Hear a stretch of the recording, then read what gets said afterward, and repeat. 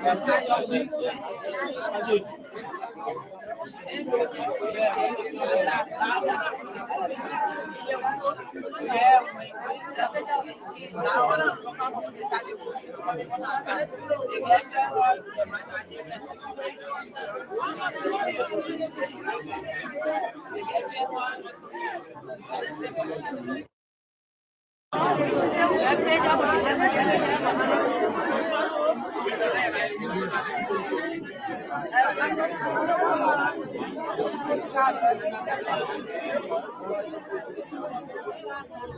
folks, good morning.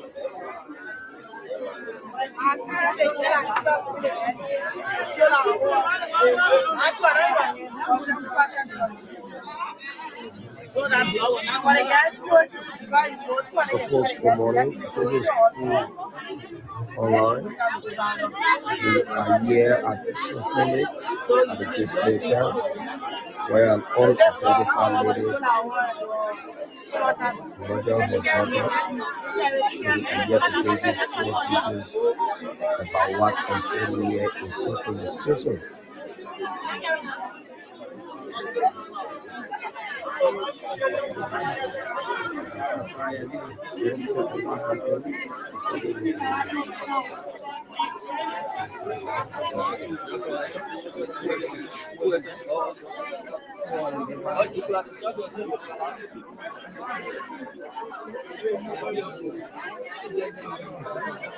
So, folks,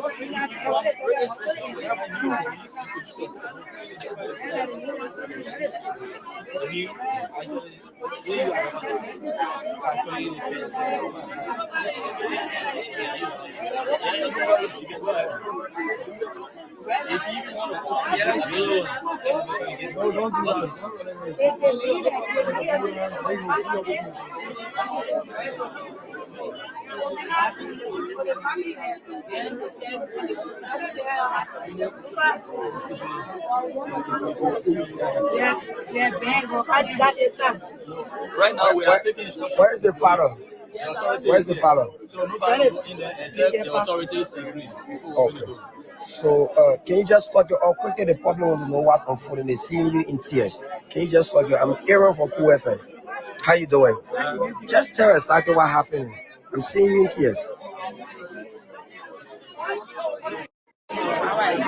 The money, I'll go in the money. I'll leave it. I'll come outside the game of $5 billion. I'll be the outside. You know, outside. I thought they put all the good now. I go to a mark in the boy now because I see the money was there. Too much to go to feet. I get to a mark. You go. The girl was now. I don't see. Oh, let me go. But when I come up with the law, they go down. Why you go? I let them. I let each other in Ghana. Four this morning. Yes. What could say that me? I left here. I'm going. Now you have to go all for. Let us speak. Let us speak. So much country.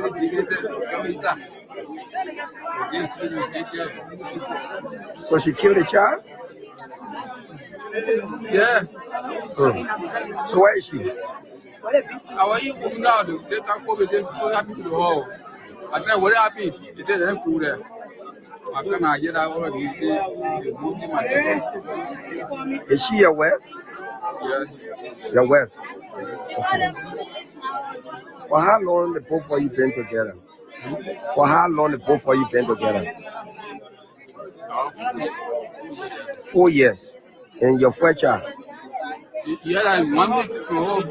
Oh, yeah, between 4 hours. Okay. And they wanted both of you born. Okay. All right. So thank you so much. What's your name? My name is Emmanuel. Okay. So folks, the father of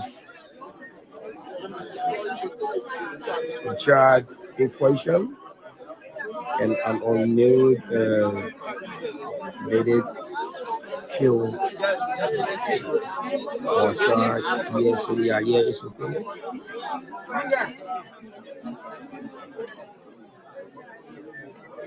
And this was very good on the scene. Are you doing okay? Feel free to talk to me, yeah? Feel free to talk to me here. You were here when it happened? You go to the pump to buy beans.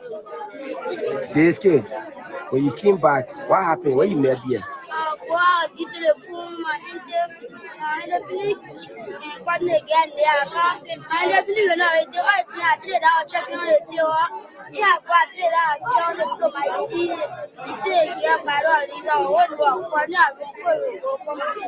Her leg was cut off. Who cut off the leg? Oh man. Are the woman you live with? Okay. So Is it your mother or your auntie? Your stepmom.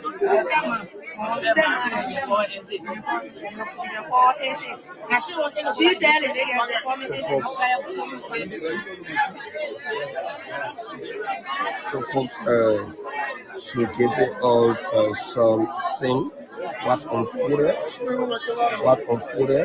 Okay. So tell me, you living with this lady? You living here? You living with them? You living with your pa? Your stepman. Okay. So when you came and saw the baby milk already cut off, how you start calling people? Eh? She feeling going. You didn't see her? You didn't see her. You didn't see her. So when you came, only need a baby milk or cut off. What did baby mean? Eh? Auntie? Annie? How old is she? How old is she? How old is the baby? The baby how many years old? 1 year? 1 year, same. Okay. So your pa was not here. Was there Omega? Was there any confusion in the home this morning? No. You just go back this year when you came, you saw the baby leg was cut off, right? So folks, we are here at the shopping.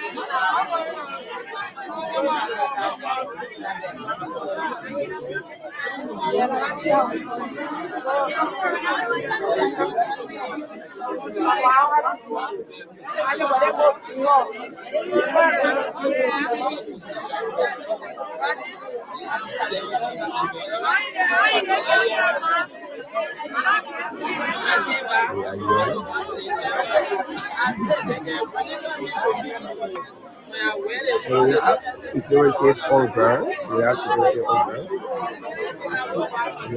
on ground, and we'll have people. And this happened in So Clinic around the action school at the display camp. One of the house here, the houses here is where happened.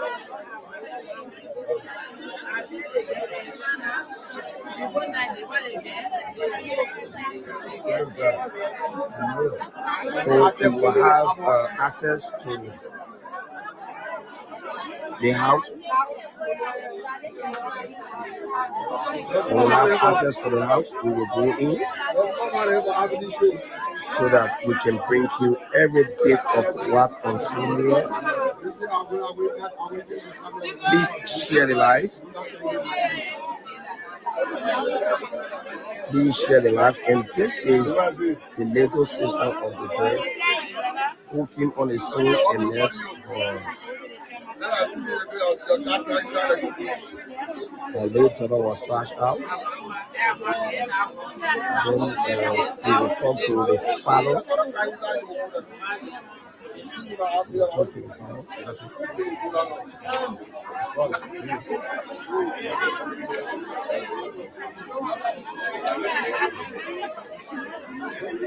So sad this morning. So sad this morning to me.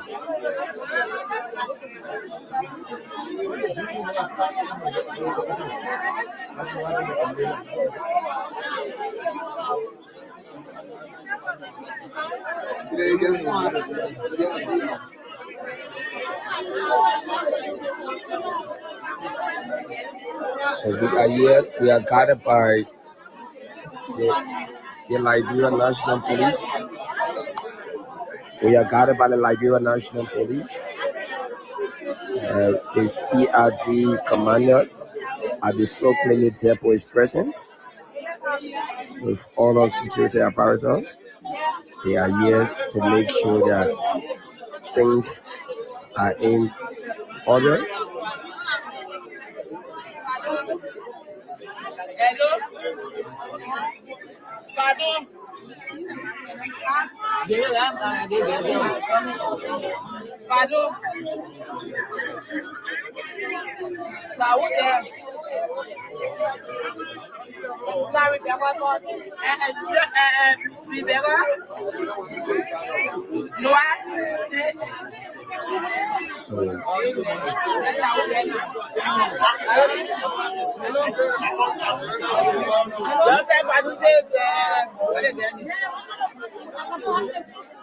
I'm listening to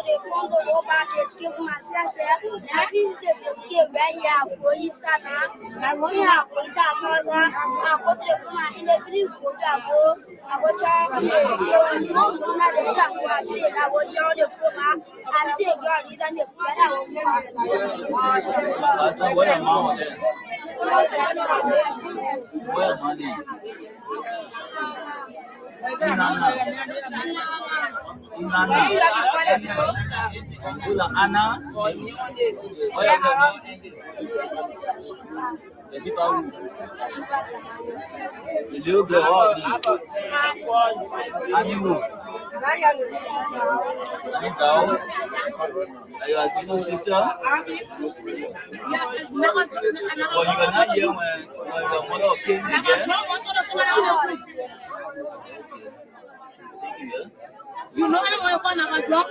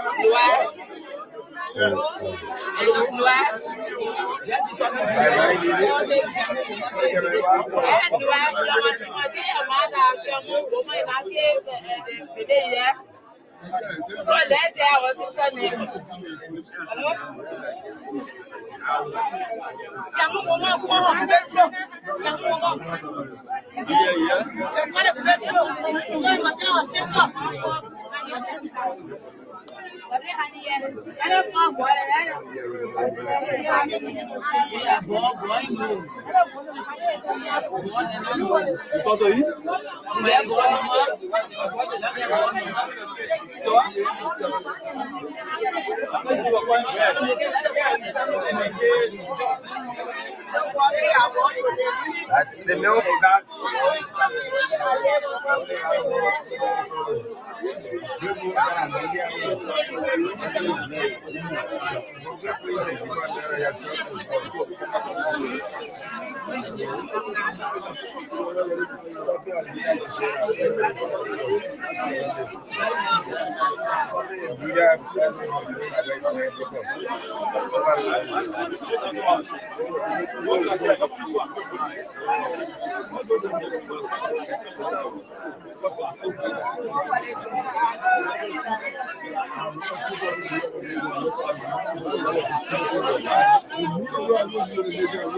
So this is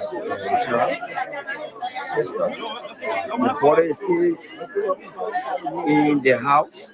So as soon as we have access to enter the house, we will bring you things for injury. For now, we are out. We are out. This is the house.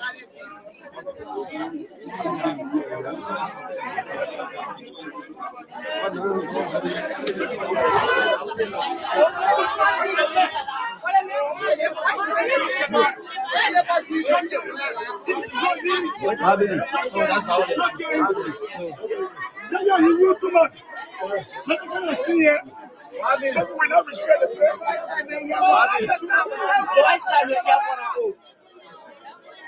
I started to get one. How about it? How about it? No go. No go. I see what you do. We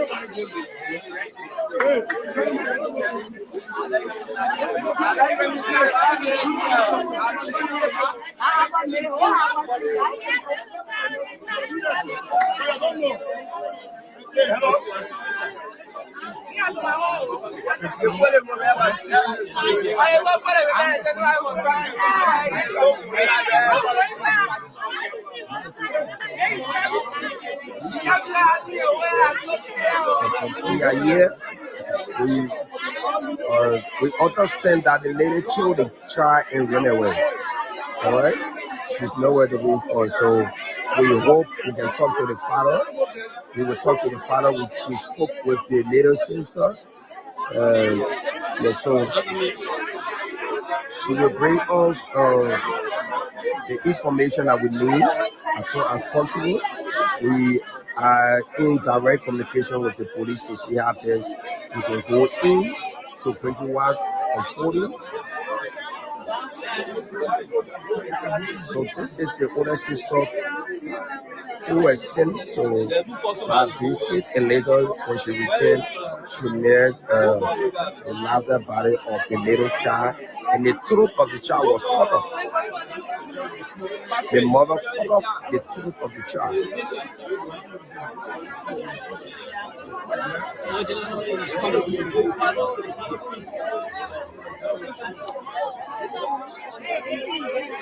When she killed the child, she left the scene. She was nowhere to be found.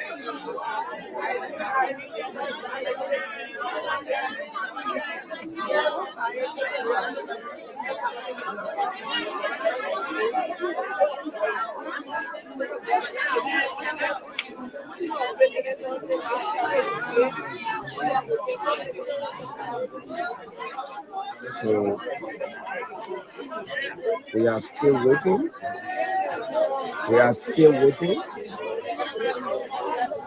still waiting for instruction from the Liberia National Police to move in.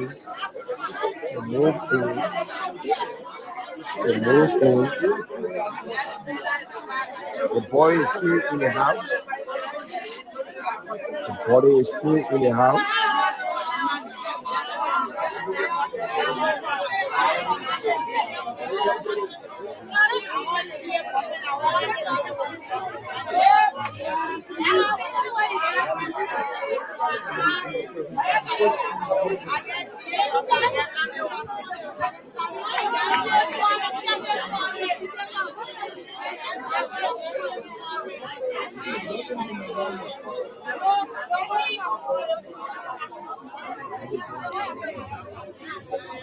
So, folks, this is the situation here that just happened. It's also in a community where we are trying to live life. We need to practice life. This is TV.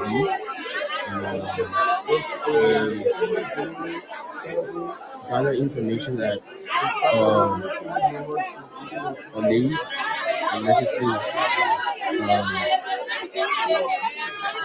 her infant food allegedly. So we have come to give you more details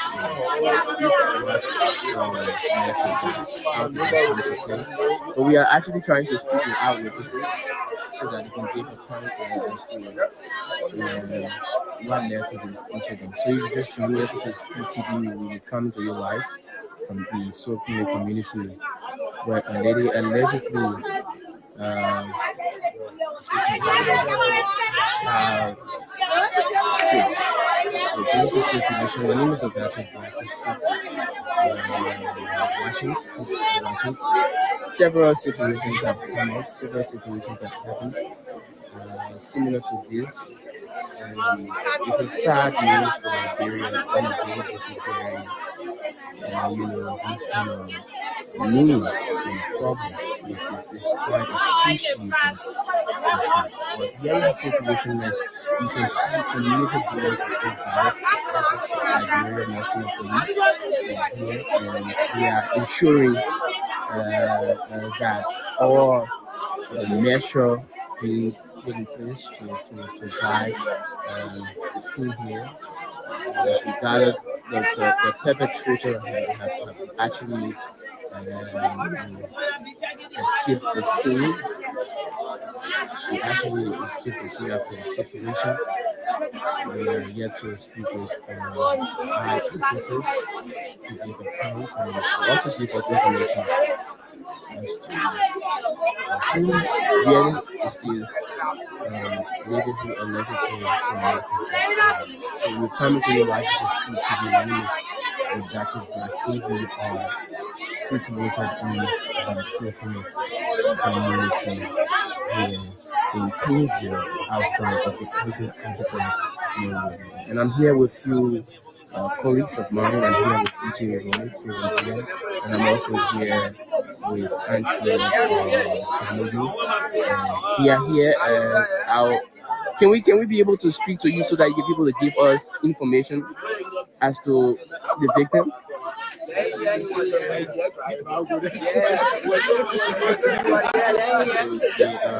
Eyewitnesses who have come and also community police as well. We are trying to speak with them. We are trying to speak with circular community.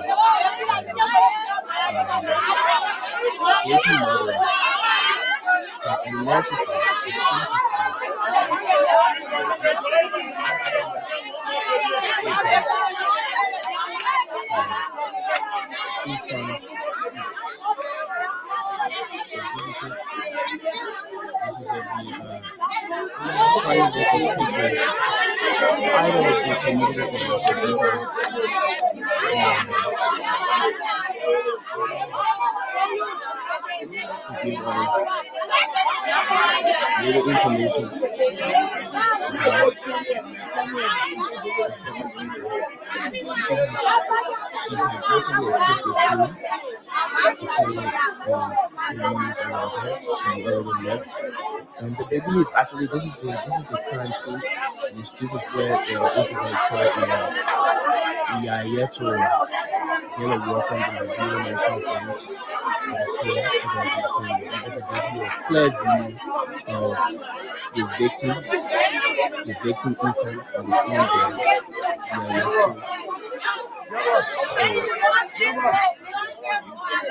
Keep watching.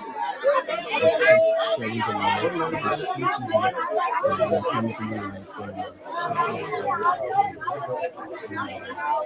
things will outside.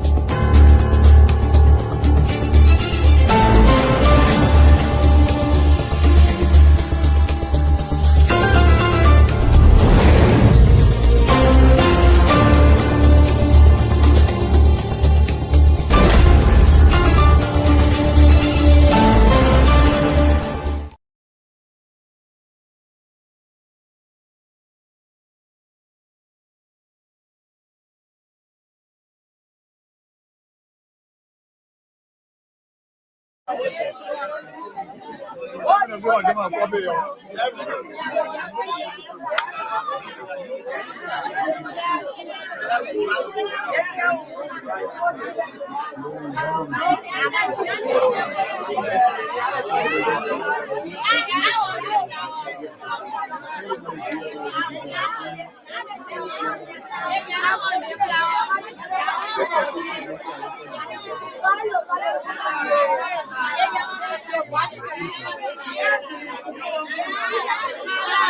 might get busy with that one.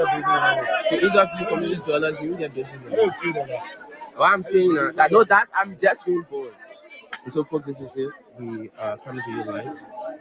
We are social community. This is QTV, and my name is Odate Blackie. We are live here at the crime scene where a lady, a baby mother who allegedly split her for infant throat. We are here to be safe in the community. She's sharing this morning. She's sharing this morning. Who are you?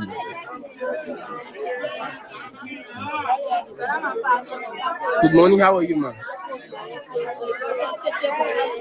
So we are here to speak to one of the eyewitnesses to give us the account as to what led to this incident.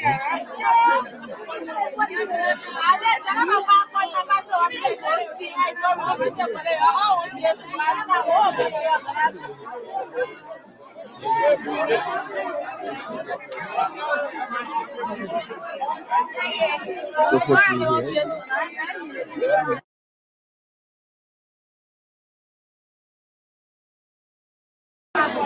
No. And so folks. They gotta go out. They gotta go. The camera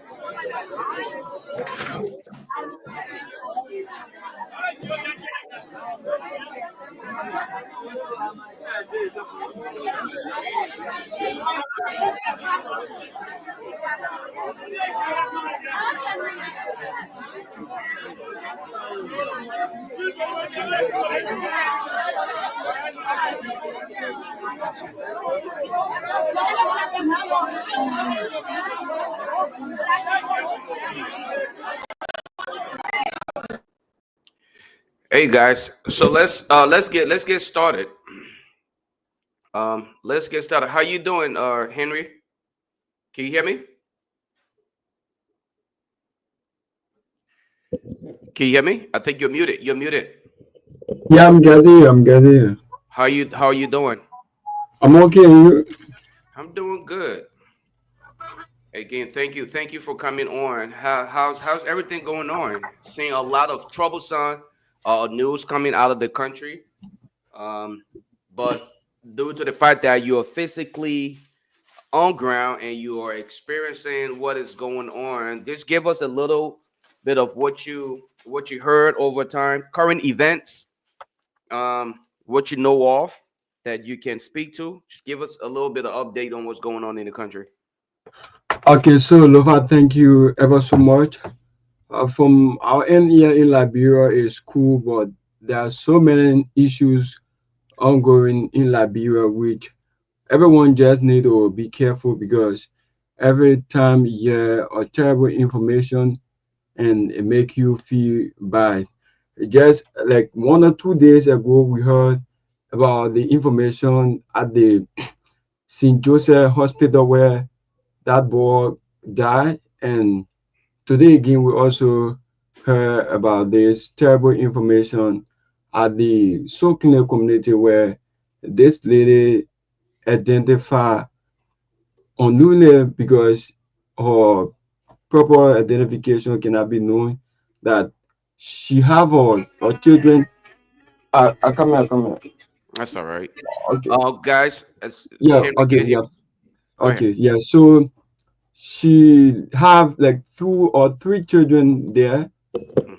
and she told her other daughter to go and get something on the road, and within like 10 to 15 minutes, according to the little girl, Mhm. when she went on the road to get what she sent her to buy biscuit. Mhm. So when she came back from the road, she met the knife lying down on the floor. Mhm. So she took the knife. When she saw the knife, it was so blood, and was how she went out to check for her mother. She cannot find her mother, but the child was lying down on the floor mat with the neck cut off with the knives. So she went out, tried checking for her mother. She couldn't see her, and she told people 1 or 2 persons were around at that moment. When the people tried checking for the mother, could not find the mother, and people like been in the community searching for her at that moment, but could not see her. And up to present, she cannot be found anywhere. So police were all around, and some media entity were there, and we cover everything. And even in the video, we enter into the house and we saw a lot of things in the house because the lady, according to our witness, is like she's someone who not like having the feeding for her children because she don't take care of the children, she don't go after the children need. And also we gather that she's that kind of a person who is like a single mother, Mhm. and each time she go around in the community asking people for food, asking people for money for her to be able to feed her children, but she's not that kind of a person who get the feeding for the children, but just like she want to give them the food that they can be able to survive. But people were surprised because of the information that they heard this morning. So people are still searching for her, and a lot of information out. Like yesterday we received information from Nima that a boy hung himself there. So investigations are ongoing by the Liberia National Police, and we're hoping to see more things going on. And even yesterday again we heard that our house got burned in Dupont Road from the scene electricity. So these are information that been going on in Liberia, and we have a lot of information. So as we go on, we'll relay those information. Thank you, Henry. Man, sorry, I keep calling you Henry. You keep correct me. I know I keep. Yeah, yeah, yeah. Sorry, man. Um, these are some of the things that we talk about, and we will continue to talk about these things. We will bring them to the public. It is only fair that our people hear of these things and are, conscientized. But before we get into our discussion, while we wait for the rest of the guys to come on, Dr. Peabody, St. Tomalin George, Ben Sanvee, our sister Grace Guar, and other people will be joining us shortly. Today is Friday, the 10th, the 10th of January. We're already into January, 2025. Whoever thought that we'll be here this fast? You know, the time goes a little faster than you can imagine. But we are grateful to be on here. For all of you that are following us from far and near, we appreciate you for being a part of today's conversation. Susie Lamandin, thank you for being here. Joman Jala, thank you for being here. Betsy Myers, Musu Cooper, Wenga, thank you all for coming on here. Aliyu Kamara, thank you for being on here. And of course, asking me to come on early, and I was trying to put something in my belly. I didn't get to finish it because Aliyu Kamara, he actually summoned me to come in. So I'm still hungry, but I'll be here until the guys come on and I'll go get me something to eat. Eugenia, thank you for being here. Dark Chocolate Salmon, Dark Chocolate, thank you for being here. Matilda Stevens, John Don, thank you for being here. Sarah Dopor, Sarah, are you going to join us today as well? Samuel Kwekwe, Samuel, thank you for being on here. Otaka Kahu, Samuel, and other people on here. Guys, we will start today's conversation with just, again, I will just try to start with a monologue. And eventually, once the rest of the guys come on, other current events are going to be discussed. But I want to start my conversation this way. In life, if you don't prepare yourself adequately, purposely, okay, you most likely end up on the wayside. And you could be doing it at your own detriment. Sometimes these decisions that are made, we make this decision not thinking about, you know, the repercussions. What's going to happen after all of these things that we have done? Every time we sit on various platforms, when I'm opportune to sit on any platform, I always ask myself about key things that are happening in the country. Are we experiencing what is expected of any good government? Are we being provided basic necessities? Basic necessity. Let's start. Food. Okay. If the government is creating that enabling environment, job opportunity will come. Parents will be able to put food on the table for their and their family. Okay. Basic. That is a part of the basic necessities. Security. How much security do we have? How adequate are these security officers? Okay. Whether it's immigration, police officers, all of these people. Okay. How adequate are they in their performance, the quality of work that is delivered? That is a part of the basic necessity that is expected from any government. Healthcare, quality education.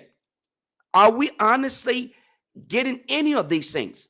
A lot of time we find excuses upon excuses to justify our failed ideals. We find reason to justify our failure in acting adequately. Nobody hire anybody to serve as an asset, or as a liability.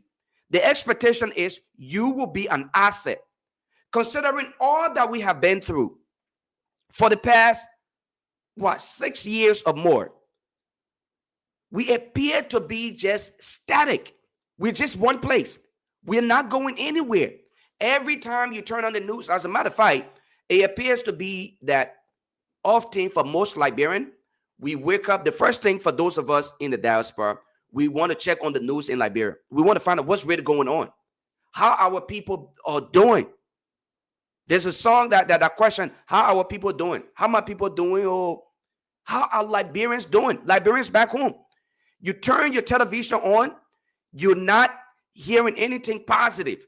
The only positive thing I heard of today when I turned my my phone on was the University of Liberia program that was held today, where they did the new president. I guess they did the inauguration of the new president. Yes, I think that is the only positive thing that thus far I've heard. And to consider things, matter of fact, I would say since the excellency of President Boykai to the presidency, I think that is the first positive thing I've heard. Not to be overly, just harsh on this government, but I am saying, per my view, that is the first positive thing I've heard thus far. This UL president coming with the idea of true transformation, understanding that, look, I'm coming here. I'm not coming out here to maintain the status quo. I'm coming here with an idea of transformation. You must first set for yourself an agenda. You heard her today during her deliberation. She said, I wanted to have a first-hand experience of what the campus is like. So I took a tour. Okay, President Boycott, who been in government for the past, excuse me guys for my terrible voice. I have been under the cold, so I'm trying to fight it through. So if my voice is terrible, please excuse me about that. All right. President Boycott, who served in government in Liberia, not just in government, but governments, government upon government, have shown to not even understand the plights of the people. For a man who grew up with a mother, okay, a mother who was a person with special need, you would think that President Boycott, who claimed that he went through all the struggles, he walked from Lofa County to Monrovia, he will understand poverty better than anybody else. In his first year of the presidency, to see that President Boycott have refused to step on corruption. Government officials are literally involving themselves in corruption without any iota, just even thought to consider where the people are. We can go on and on and on and on with naming all of these things. How did we get here? How did we get to this point where we appear to be, it's almost like it's just in a retrogressive motion. We're just going backward. We're not going forward. 2 years from now, you're not going to be the same age, to be honest with you.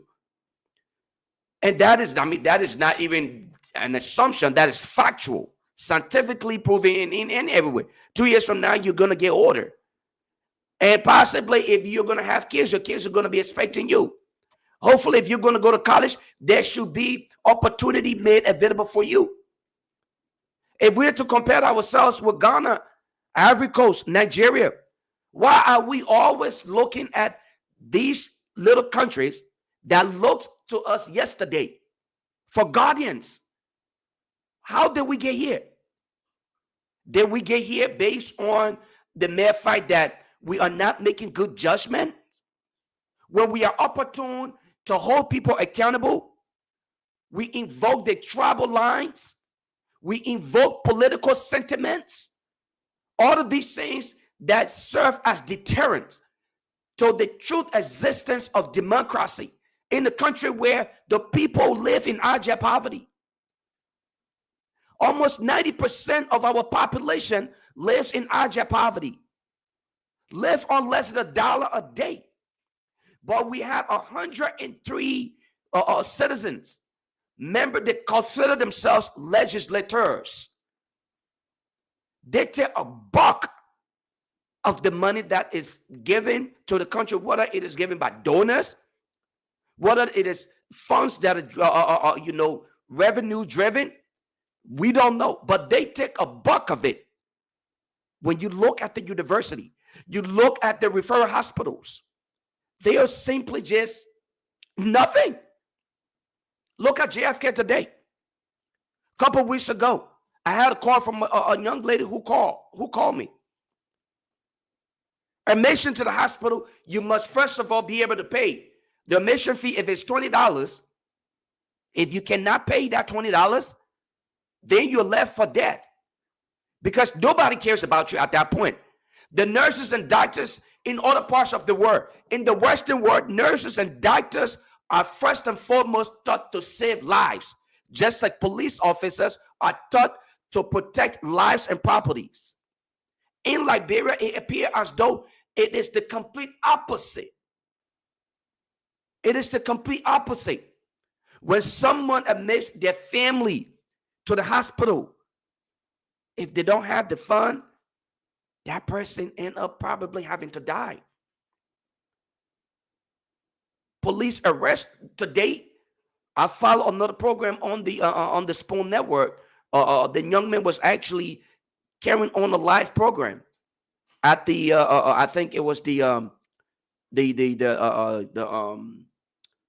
the capital, or what you call it, the prison Prison compound. right, the prison compound. Okay, I guess people have to feed their family while they're there. Okay, if their families are not fed, then they're left to just eat what is given them. Are the food as nutritious as it's supposed to be? How are they treated? It don't matter the crime that an individual commits. He or she still remains a part of society. He or she should also be considered and be given their rights as human. But I was listening to folks today. There was a young lady through that interview who said, in her narrative, she said her boyfriend or husband is in jail. Her mother is in jail. Why is her mother in jail? Her mother was arrested and incarcerated because somebody sold, I guess, stolen goods to her. So you arrested that woman and had her incarcerated. Is she going through any form of the investigation? What's the process is? Or she's just going to sit there and have to go through all of the pain? Her husband allegedly was incarcerated for rape. Someone allegedly claimed that he raped them and he got arrested and was thrown in jail. I personally don't think I have no tolerance at all when it comes to the issue of rape. But at what point do we start to apply the law? When vast majority of our lawbreakers, our politicians, don't even regard the law. 95 to 98% of our politicians don't even respect the law. They have no tolerance for anything that is there close to the law. What sort of message are you sending as a lawmaker, to whom I reference as lawbreakers, because you're not living that life of a lawmaker? As a legislator, you're supposed to be that role model. You're supposed to exhibit the kind of behavior that other people can follow. That is an ethical and moral position, that there are ethics and moral requirements that come with that position that you occupy. You're not simply there to get the money, get pocket for the money and walk away with it. You understand? So if these people are not exhibiting that level of understanding of the basic requirements to serve in that position, how is that a Mamusu in the market can even do something similar? It's sad. And I blame not the citizens, even though I blame the people for the decisions that they make at time. When they make the decisions to elect these lawbreakers, these politicians who don't care about them, and it's all about them and their family, I blame them. But I also look at these individuals who are purported educated people, and they are supposed to understand what it sincerely means to represent a group of people. The reason why all of us cannot represent ourselves is simple. Okay? Because all of us cannot sit at the Capitol or in the Capitol at once. So we entrust a handful of us, less than 1% of the population, to go and represent us, to make the case on behalf of the people. But when you are given that opportunity to do that, St. Tomalin, welcome to the show. Thank you, Lofa. Thank you. Yeah.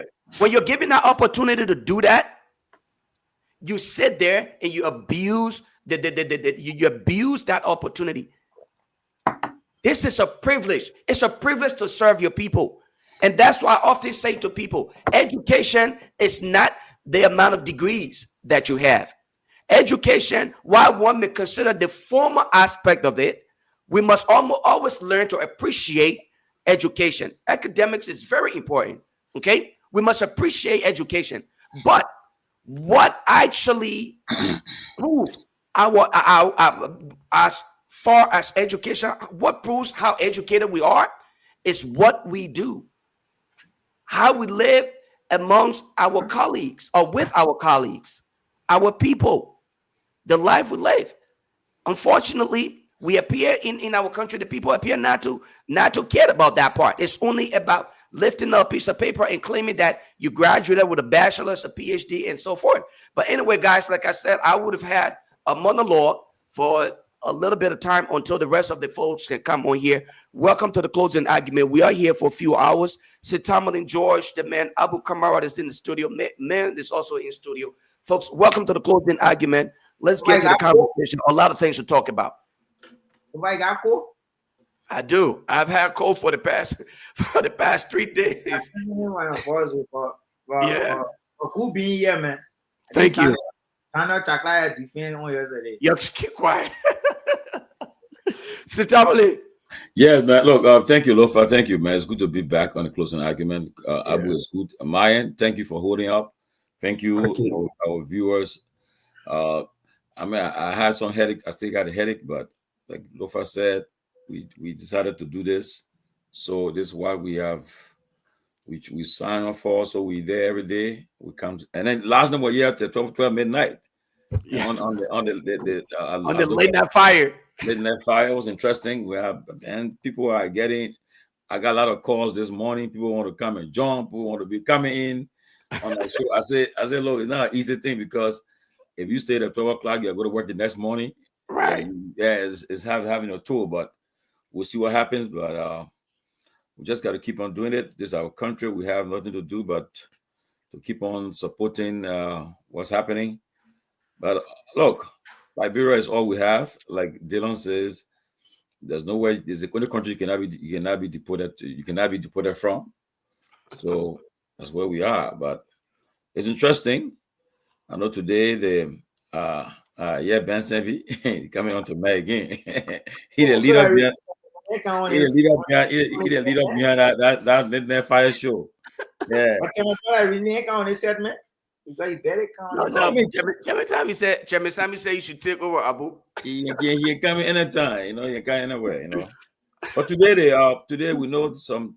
This morning I just watched that video about that little baby who her mother allegedly slit her throat. I don't know. Oh my God. Yeah, man, that was kind of heartbreaking and very emotional. Today, they inducted the new president of the University of Liberia, Dr. Lely Mapanya.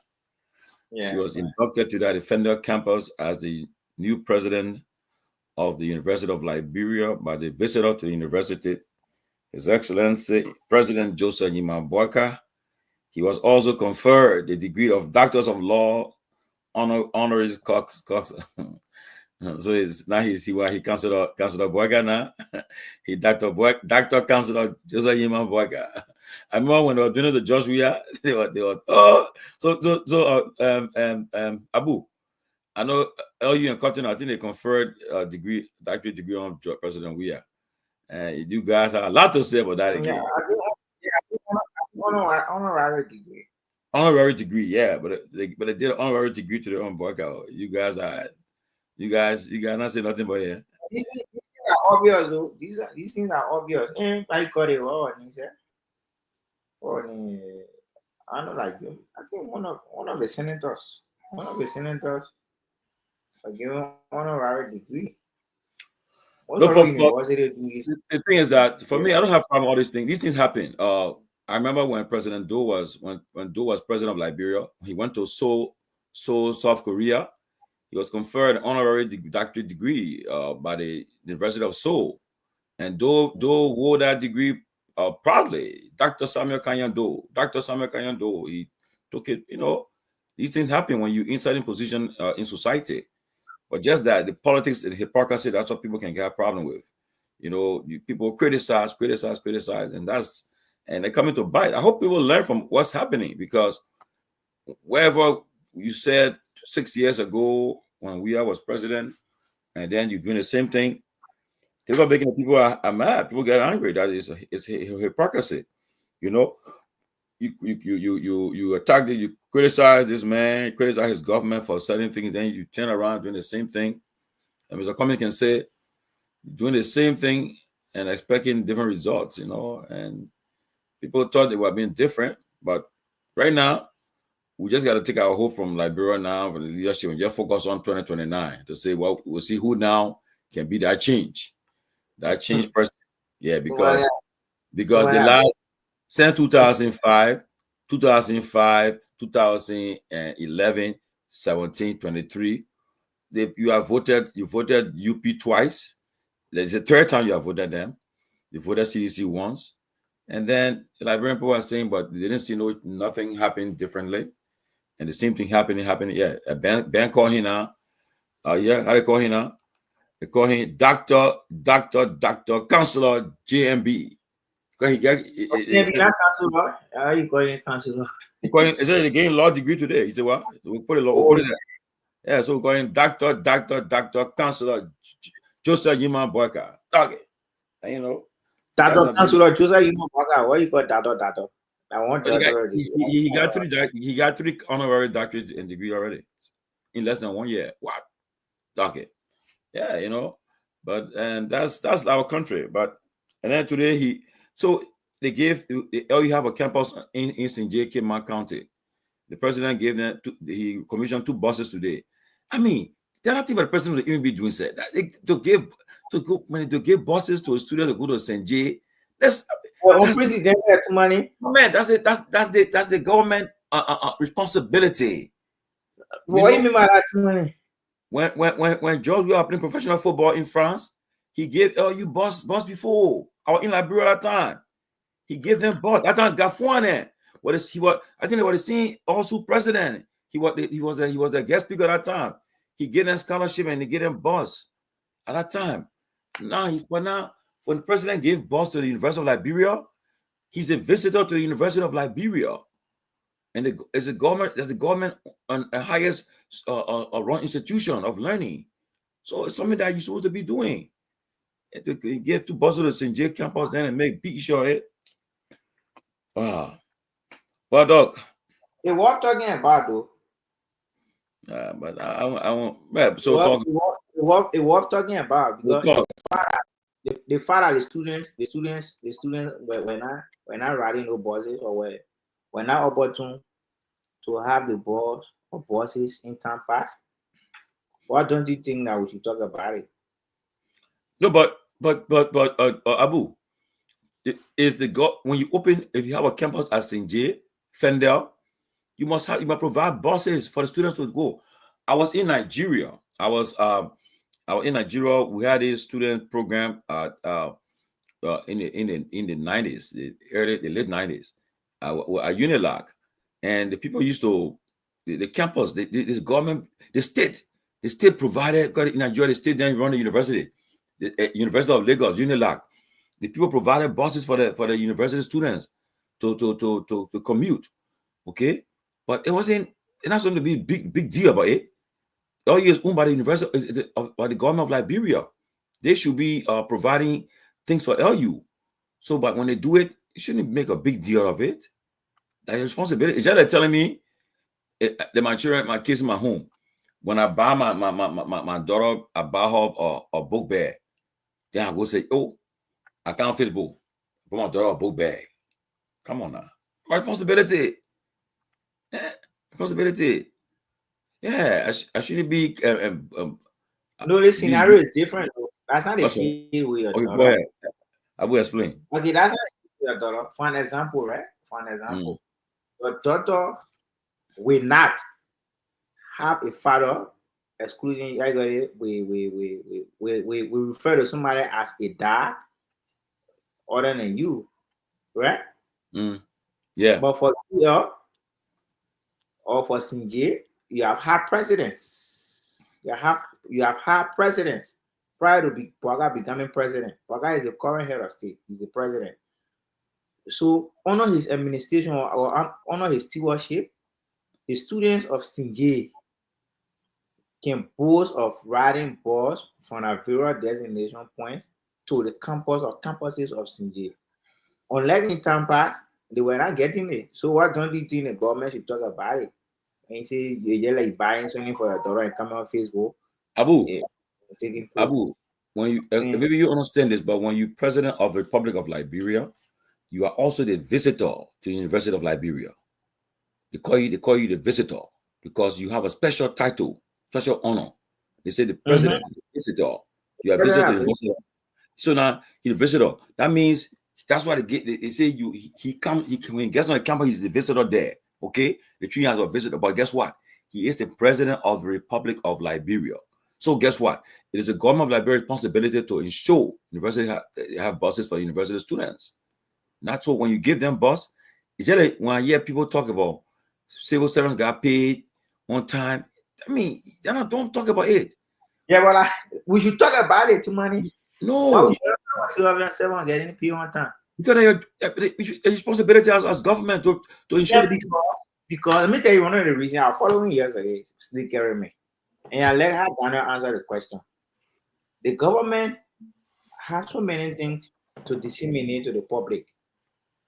No serious administration that believe that professionals should work in public sector or work in governance will take credit for paying her employees. But the reason for which we are saying this, we are coming on Facebook, we are coming on social, we are coming on radio, we are going on various social media platforms because people who portray themselves as moral voices of today were the one in power yesterday and we're not paying people on time. People were being on pay for 2-3 months. The Carrasco come on the show. On a Carrasco administration, people were not taking pay 2-3 months in sequence. So how can Carrasco come and tell me say, they serve the people abroad than what we are doing? So if Carrasco comes and tells us all that they govern well than us, then we have no alternative but to tell them that on your watch, people were not being paid 2-3 months in a row. Man, I remember any time where CDC government people weren't paid for 3 months. I don't know where I get that news from. Yeah, people were not paid for 2-3 months. No, too money. Man, I tell you, pennies will be on spoon. Yeah, but salary. I remember that time. Where people wasn't going to pay for 3 months. Chairman, you friend more.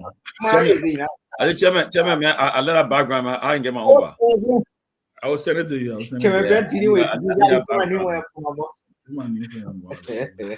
Yeah, like the genius said, celebrating mediocrity. It's true. Celebrating mediocrity. Are you happy? You know, Tomalin, let me try me on this part, right?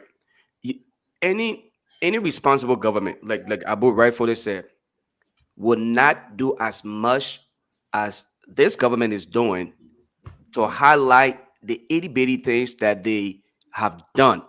You know what will happen? The people themselves will feel it. Okay? When you have created an enabling environment for investors to come in the country, guess what? The people will start to feel it because their kids will get the employment. The woman who was going to the market every day to sell will probably now have to cut back her time because her son, who may have been in college or is in college, now has a part-time job. He can also pay for gas. So the amount of time, the overtime that we normally would say here, the overtime that you had to work, you shouldn't have to do that again. Then guess what? That's where we speak of the economy, job creation.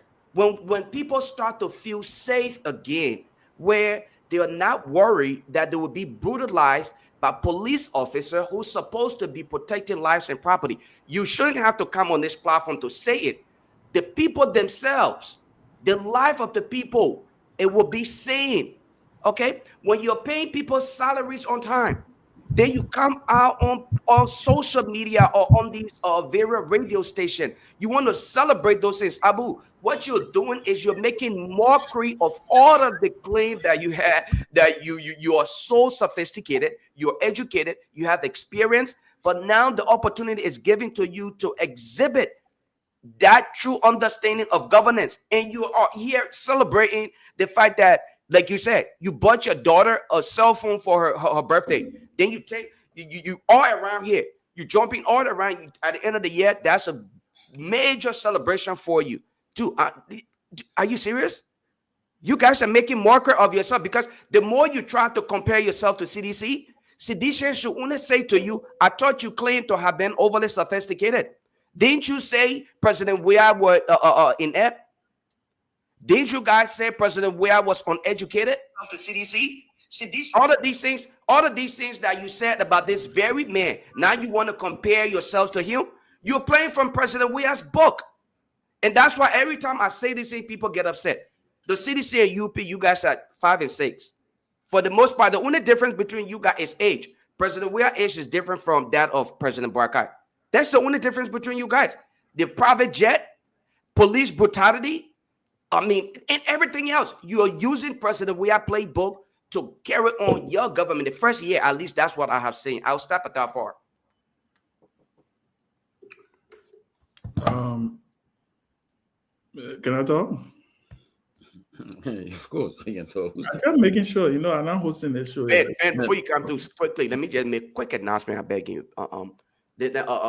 Condolences to our brother Steve. Steve, yes. Yeah, Steve. Sorry, guys.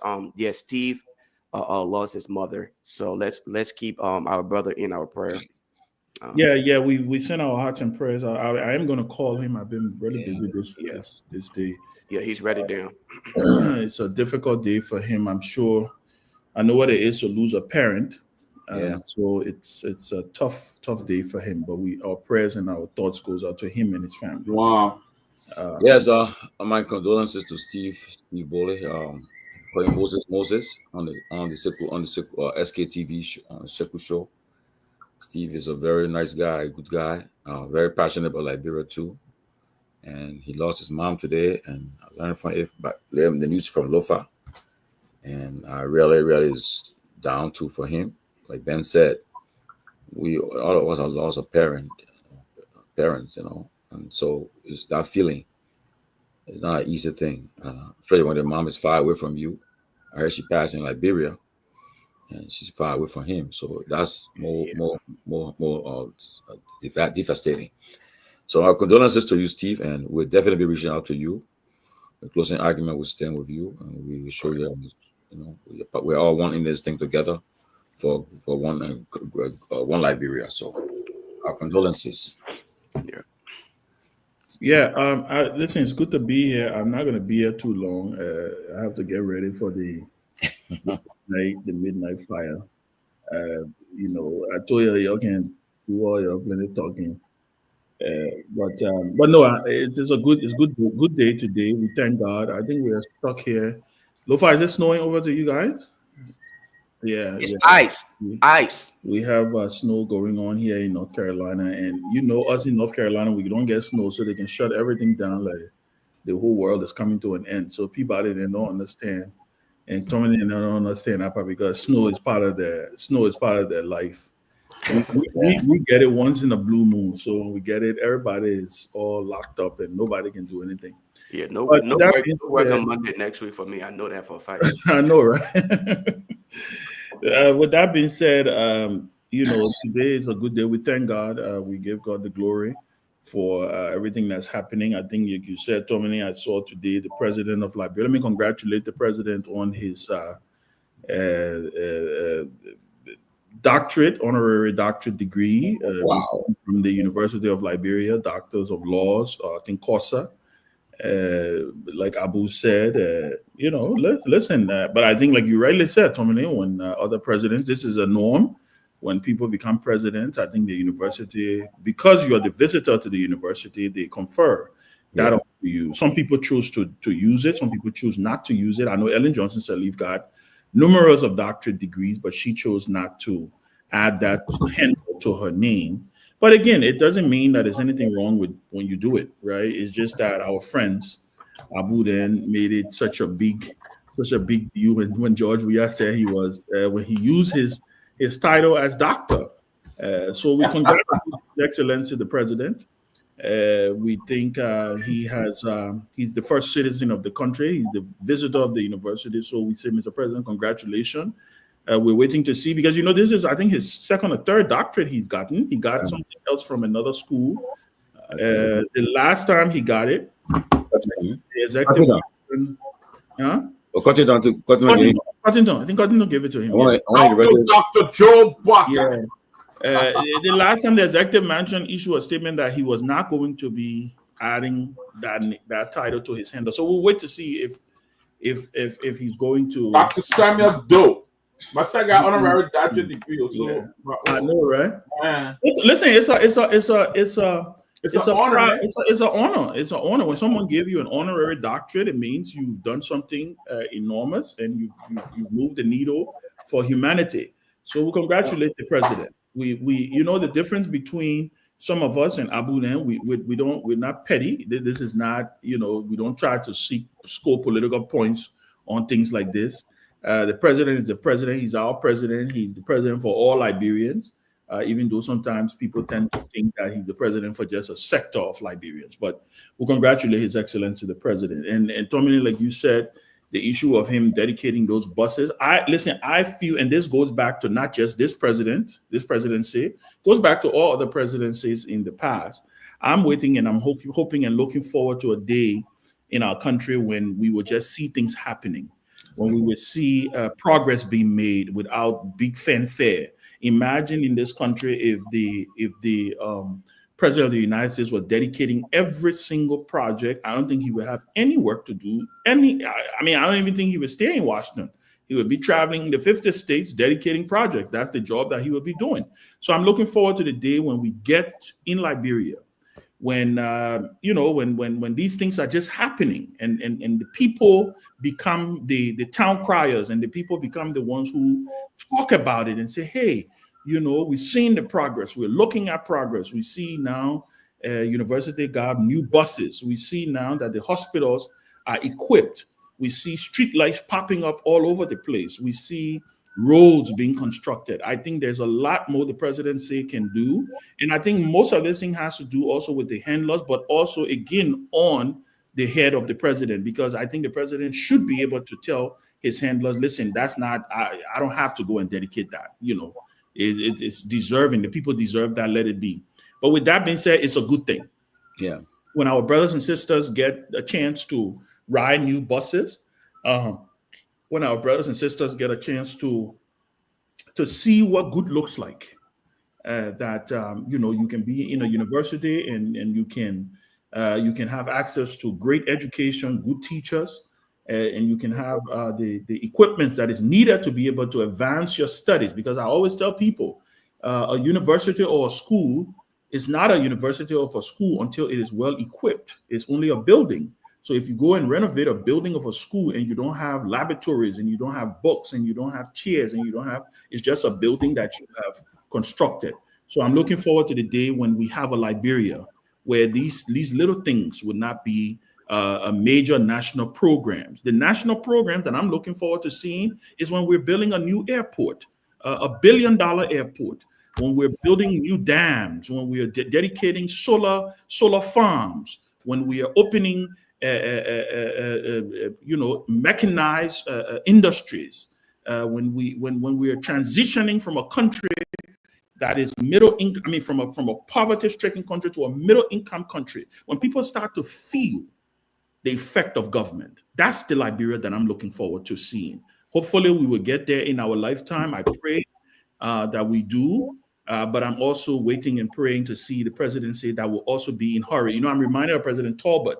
It's one of the things that people talk about President William R. Talbot. He said one of the reasons he used to wear those suits, the high suits that became popular under his administration, is that he said, I'm a president in a hurry. That's why they call him Speedy. He said, because I don't have a time to knot a tie, to put a tie on in the morning. That's too much time that I'm going to be wasting when I can be doing stuff for my people. So that's the time. I'm looking forward to seeing that happen. I'm hoping that President Boca 2025, he gets a chance to recalibrate and to change the trajectory of where his government is going. We want to see his government succeed. We want to see him do well, but Liberia is our common denominator. So let me also, my last thought on this, let me also congratulate the new president of the University of Liberia, Dr. Lily Myean. She got inducted into office today. I'm looking forward to seeing the transformation she will bring to bear, because I think at the end of the day, the students of the University of Liberia deserves to be able to go to a world-class university. I'm waiting and seeing how. I know they said they give $30-something million to the university. I want to see the university budget go up to 70 plus or 100 million. I want to see public official cut waste. I want to see all of those things. Those are the things that we want to see. So when we get difficult and we get tough on the government, it's not because we hate the government. It's because we want to see our country do well. But with that being said, I think a bunch of good things happen today in the country, and we thank God for it, because when our brothers and sisters benefit, it makes all of us happy. Yes, congratulations to Dr. Lely Mapayan, the 16th president of the University of Liberia. She's the 16th president. Wow. I mean, you want to tell me when the 16th president? Yeah. Are you being open? Well, the thing is, it's a fairly new school. It hasn't been open since the founding of Liberia. Well, what LU? Anyway, LU been 16th. When was LU founded? It was called a Liberia College first. What is it? 1951. 51, exactly. So it's a fairly new school. Okay. So that's why we. Formerly Liberia College. Liberia College first, yes. Yeah, but congratulations. Like you said, I'm happy for her. I pray that she gets all the support, the new resources she needs to improve the university. If that, I don't know, if they do not help this woman, she will get frustrated and resign, and that won't be good. But we pray for the best for our country. And like you said, Ben, 2025, I pray that this administration will reset the button, recalibrate, and really carry on the arrest agenda that they were elected to. If not, I don't think I'll have any hope again after 2025. But I think I'll remain hopeful for this year a little bit and see what happens. Professor Kennedy, good to see you. Peabody, you guys are here. You guys can weigh in. Yes, sir. It's a pleasure being on TCA, and I want to recognize Fix Electronics out there. Thanks for recognizing me, Fix Electronics. What an interesting moniker, but it is what it is. Wish I knew your real name. I think, yeah, exactly right. I think in all fairness, the university should give every minister an honorary degree. So let's just balance it out across the entire government and share the wealth out there. Everybody get honorary degrees, so one person is not higher than the other, because. Now. Yeah, man. Everybody everybody want honorary degrees, so it is what it is. But I think the positive thing is the lady, and I hope I don't butcher her name, but the induction of the most recent president for the University of Liberia. I love to see that kind of resume of someone who has the requisite qualification in a position where they belong. So I certainly wish her all the best. I think it's one of the best nominations the president have put forth. So wish her all the best. Because Nelson Mandela said, right, that education is the weapon we can use to change the world. But I think it would be the weapon we can use to change Liberia if we invest more in education. Because the countries that have done so much better, it was through education that they managed to do that. If you wanted to, look, there are a lot of smart young people in that country. I think the country has failed to invest in them. They put so much money into recurring expenditures, the private jets. There's just so many wasteful things. The recurring expenditures is so high that very little is left to invest in the people. So, I want to say, congratulations to the incoming president of the University of Liberia. I wish her all the best. And I think she will succeed because she has not just the theoretical experience, not just the knowledge, but she also has the practical experience as well. So yeah, so good to be here, guys. Man, it's good to be here, Professor. Good to see you. Good to see Ben, Tomalin, Lofa, and Abu, and everybody, all our listeners and viewers. It's good to be here again. Let me say, sometime when my dad told me that anytime someone does something great, it's always good to recognize them or show some appreciation, and I think the appointment today of that lady is great. I think she would do to bring the university. We pray, my prayer for her in dealing with the students of the University of Liberia, in dealing with the frustration of the government of Liberia in terms of disbursing funds and other stuff for university, in terms of making hard decisions where somebody will want to come graduate and be giving honor roll at the almost 1 or 2 months to the graduation and all of that. We are seeing that a lot happening. I hope she can move our university to the next level because University of Liberia is a challenge. Even the funds allocated, you go to Fendel, the camp, the dormitory and all, it's a kind of mess and stuff like that. So I hope they will give her more money. I hope she can really seek help out there. She will bring the kind of help into the university. And I hope she'll be able to deal with the University of Liberia student politics because the student at the university trying to love politics more than they even than going to class, than even trying to learn something. Everybody want to go into politics. Nobody want to go into engineering, business, or something. It's all LU, soup, and whatever it is, all those kind of militants and stuff. But we hope that she'll be able to deal with all of that, And also, the president, another great appointment he made was appointing Dr. Togar Christian at Infield. Those are very qualified people, and that you can see the work he's doing, the changes that he's making at Infield. And so we wish the new president all the best, But let me say one thing, then I end here. It's that all the time we see leaders go to the university, give them 1 or 2 buses, and then the student begins to jubilate in the street, oh, this and that, this and that. I mean, I think people need to have vision. The University of Liberia is the only public, they have got other university around that really, I don't think have met real standard or accreditation. The University of Liberia is the only university there, government-owned university, and it saddens me that from government to government, university have not been supported. Most of the lab, students don't even, I don't know how many students at the university, but in most universities around, laptops and things are just the most simple thing to give a student. A student that register every year, you give them 1 laptop, and they're in struggle. The classroom are dilapidated. You go into one of those classrooms, you want to hot chair and sit there, and University of Liberia. So she have a very hard task ahead of her, very hard task. I don't know. I'll pray to God to give her the patience, the tolerance to deal with it. But it's a challenging task, and I hope the government will do more in supporting the university. The university budget 35 million is peanuts. What kind of research can they do, or what kind of stuff like that. But I wish them the best. I think it was a great appointment, but that buses thing, I mean, it's just a waste of time. Put it in the budget, give it to the university to buy it, give them enough support and to be giving their hand up. The student at the university don't need handout. They don't.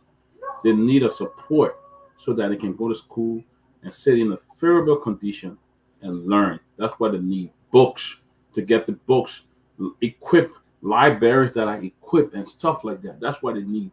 They don't need somebody to come in and just throwing 2 buses and everybody woo and all the kind of stuff. It's not even necessary. Thank you, though. Thank you. Last time I said, I promise you, let me just, before I forget, I promised that I was going to let you guys know the 5 Liberians rice importers. I've gotten a list. Let me just quickly run with the list. Liberia Trade and Investment Company, they bring in the Vietnam rice, Northwestern Commodities, the Powerball, the Broken Powerball, the Pride Liberian Enterprises, and the Prudent, and the Pramic Liberian Limited, Kaba Professional Service, Lime Group of Companies, Mayoba and Sons Manufacturing. They bring the Powerball too. So these are the 5 Liberian rice importers that was granted IPDs under this new administration. And for disclaimer, let me say this: I did say that the managing director of the MPA was one of those, and when he sent his document to say that he's divested his shares in that company. He submitted the documents. I'll be on the record to say that, yeah. But his company is the Northwestern Commodities. But again, he left. I don't know how those people, those who is responsible, don't know how to handle that. Money. You know how much. Oh, he just said it. Actually, the man submitted the documents. The man just said he provided. You get a man. Everybody said the man are shareholder in the business. But you get somebody addressing it now. You owe the audience an apology. What apology? So his company is there, but you owe the audience an apology. Because they said the all an apology. You funny? For what? Okay. Right? Yeah, don't put me. You never put me in nonsense. To be honest, don't put me in nonsense.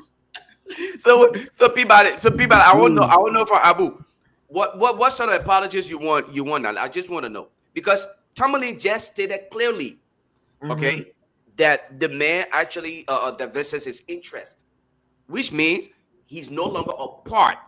Absolutely. Okay, so then what else? What's the issue? So what do you want? My point is, once Tomalin and Peabody informed the public last week that the MD is involved with importing rice. Okay. I came back, I reached out, and I told the audience and the rest of the panelists that were on the show that the MD is not importing rice. Prior to the MD appointment by the president, the MD was petroleum importer. He was involved in a lot of businesses. But because of the appointment,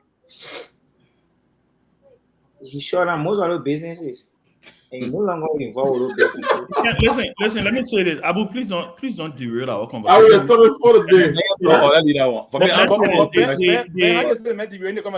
No, because Tomalin was clearly stating what he just said. The man, Tomalin, I wasn't on the show when this conversation happened. Yeah. Tomalin is making the clarity. He named the 5 importers, 5 Liberia importers. Northwestern, which happened, by the way, Sekou Dukle was a shareholder of, right? So at one point, he was a shareholder. According to the documents that I have seen, that Tomalin has. No, but quickly, how he derating the program? I don't want to capture that. But you can't give me a chance, because Abu pretty much short-circuited the man's thing that he was saying to say exactly what Tomalin was going to continue to say, because Tomalin was very clear that the managing director of the National Port Authority has divested his interest in Northwestern or Northeastern Company. The document I have seen, that divesting happened in April of 2024, right? So it's clear he's no longer legally, he is no longer a shareholder in that company. But my point to Abu is, there's no reason to buttress or to, Tomalin has already debunk anything. There's no debunking here. There's no apology needed or anything, because guess what? At one point, prior to the platform knowing that Sekou Dukle had divested his share, nobody knew. Sekou never announced to the world that he divested his shares. So it was not a lie that people said he was an owner.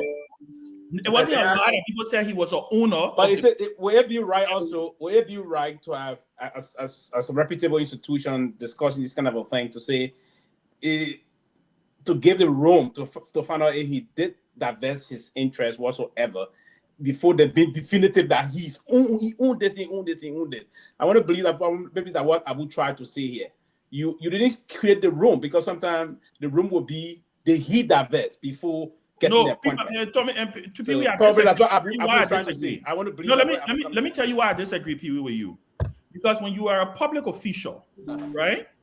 When you assume a public position, if you have interest in businesses that may appear like conflict of interest, you make it public. And I'm no longer share. You saw it happen with Hillary Clinton in this country.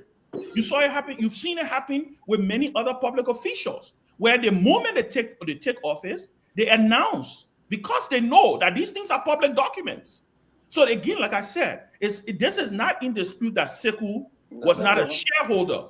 He was a shareholder, but yes, he divested his interest. And may still be from the back.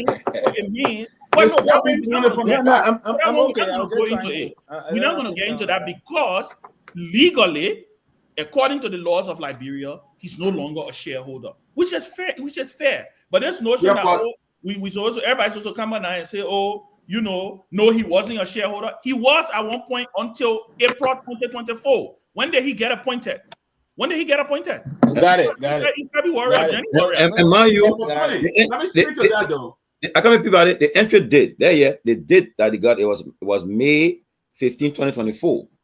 So that's what I'm saying. He was MD when they were importing. I think it was after that when maybe he did that. And we must state it was the honorable thing for him to do. Yes. It was the honorable thing for him to do. I'm not defending with it. So let me say something. Can I use it as my introduction? It's not a conflict of interest. The company that he was one, that he's the manager of National Port Authority, a company that he has share in, and they are bringing rest through that port as well. I mean, isn't that a conflict of interest? No, it's not. Because he's the managing director. Because he's the managing director, don't mean because the people who own our company are Liberians. And if we want Liberians to be involved in the economy, I think it's a commendable thing that they are doing it. The honorable thing he did was to divest his interest. Yes. For me, that is the most important. I don't even think people understand how the poor operation. The MPA is a landlord. The operational arm of the port is being run by APN Terminal. So for you to say conflict of interest, he didn't go to APN Terminal contract. Can I come again?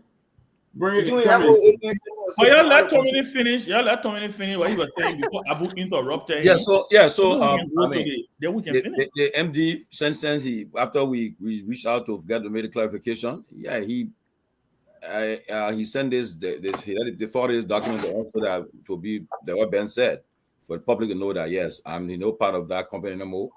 But it's true that in May of last year they got and they were given the IPD, and then I think they were importing rice.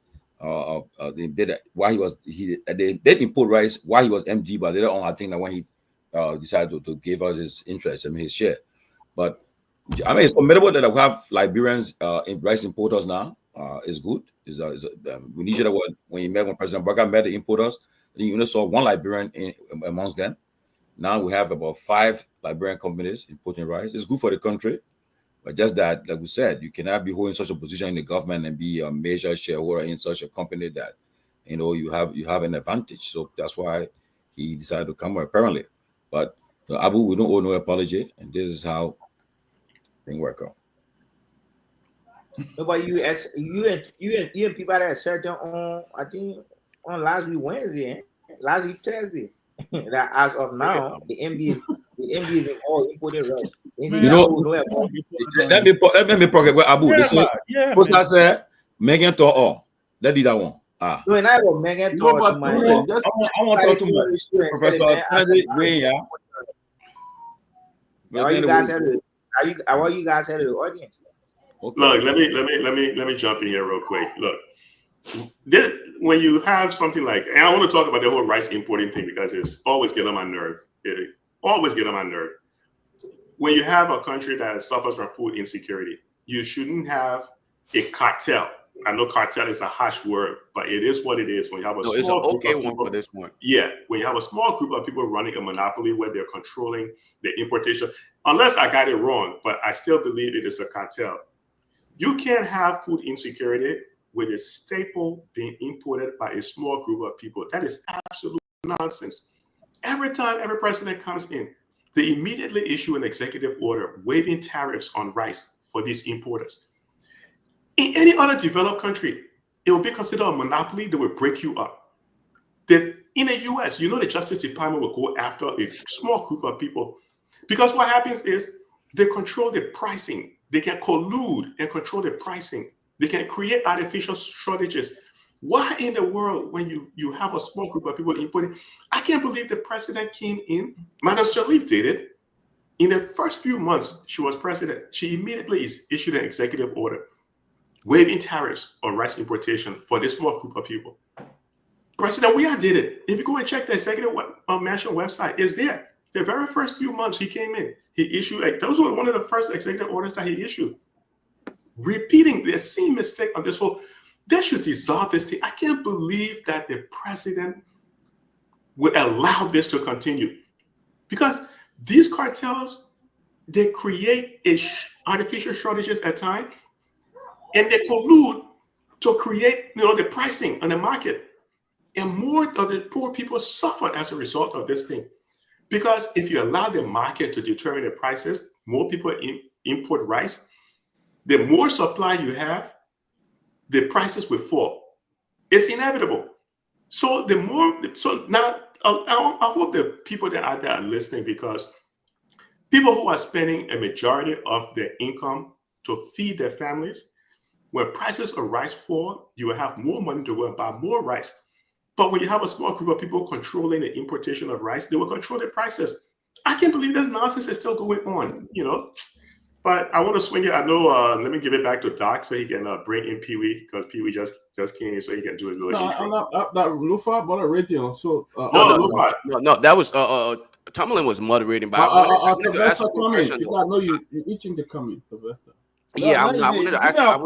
For me, I can get me in the just on that everybody. I'm not easy. If you want to talk, go ahead and say more. No, I think you to say, but I think you should come in and share your view. Let me try to correct what you said. Sometimes I know you, so now you can be a little push to say things, and you can check the facts good, and you can just hear to say some things. You said something about University of Liberia. Said many projects go there for politics, but that is not true. Let me correct this process. Those that are involved in politics, less than 10% of the student populations at the University of Liberia. The political science department, the department I first went to in the University of Liberia, less than 10%. It should be around maybe 6-7% thereabout. Now, the Liberian College, Business College that's Liberian Business College would constitute one of the largest population, those that are doing business and other things, and the rest of the engineering college even more populated than the political science department, and now the agricultural college, if you will. So all of the colleges, in terms of that, you see a small percentage of the student population that the people that will engage and indulge into politics actively.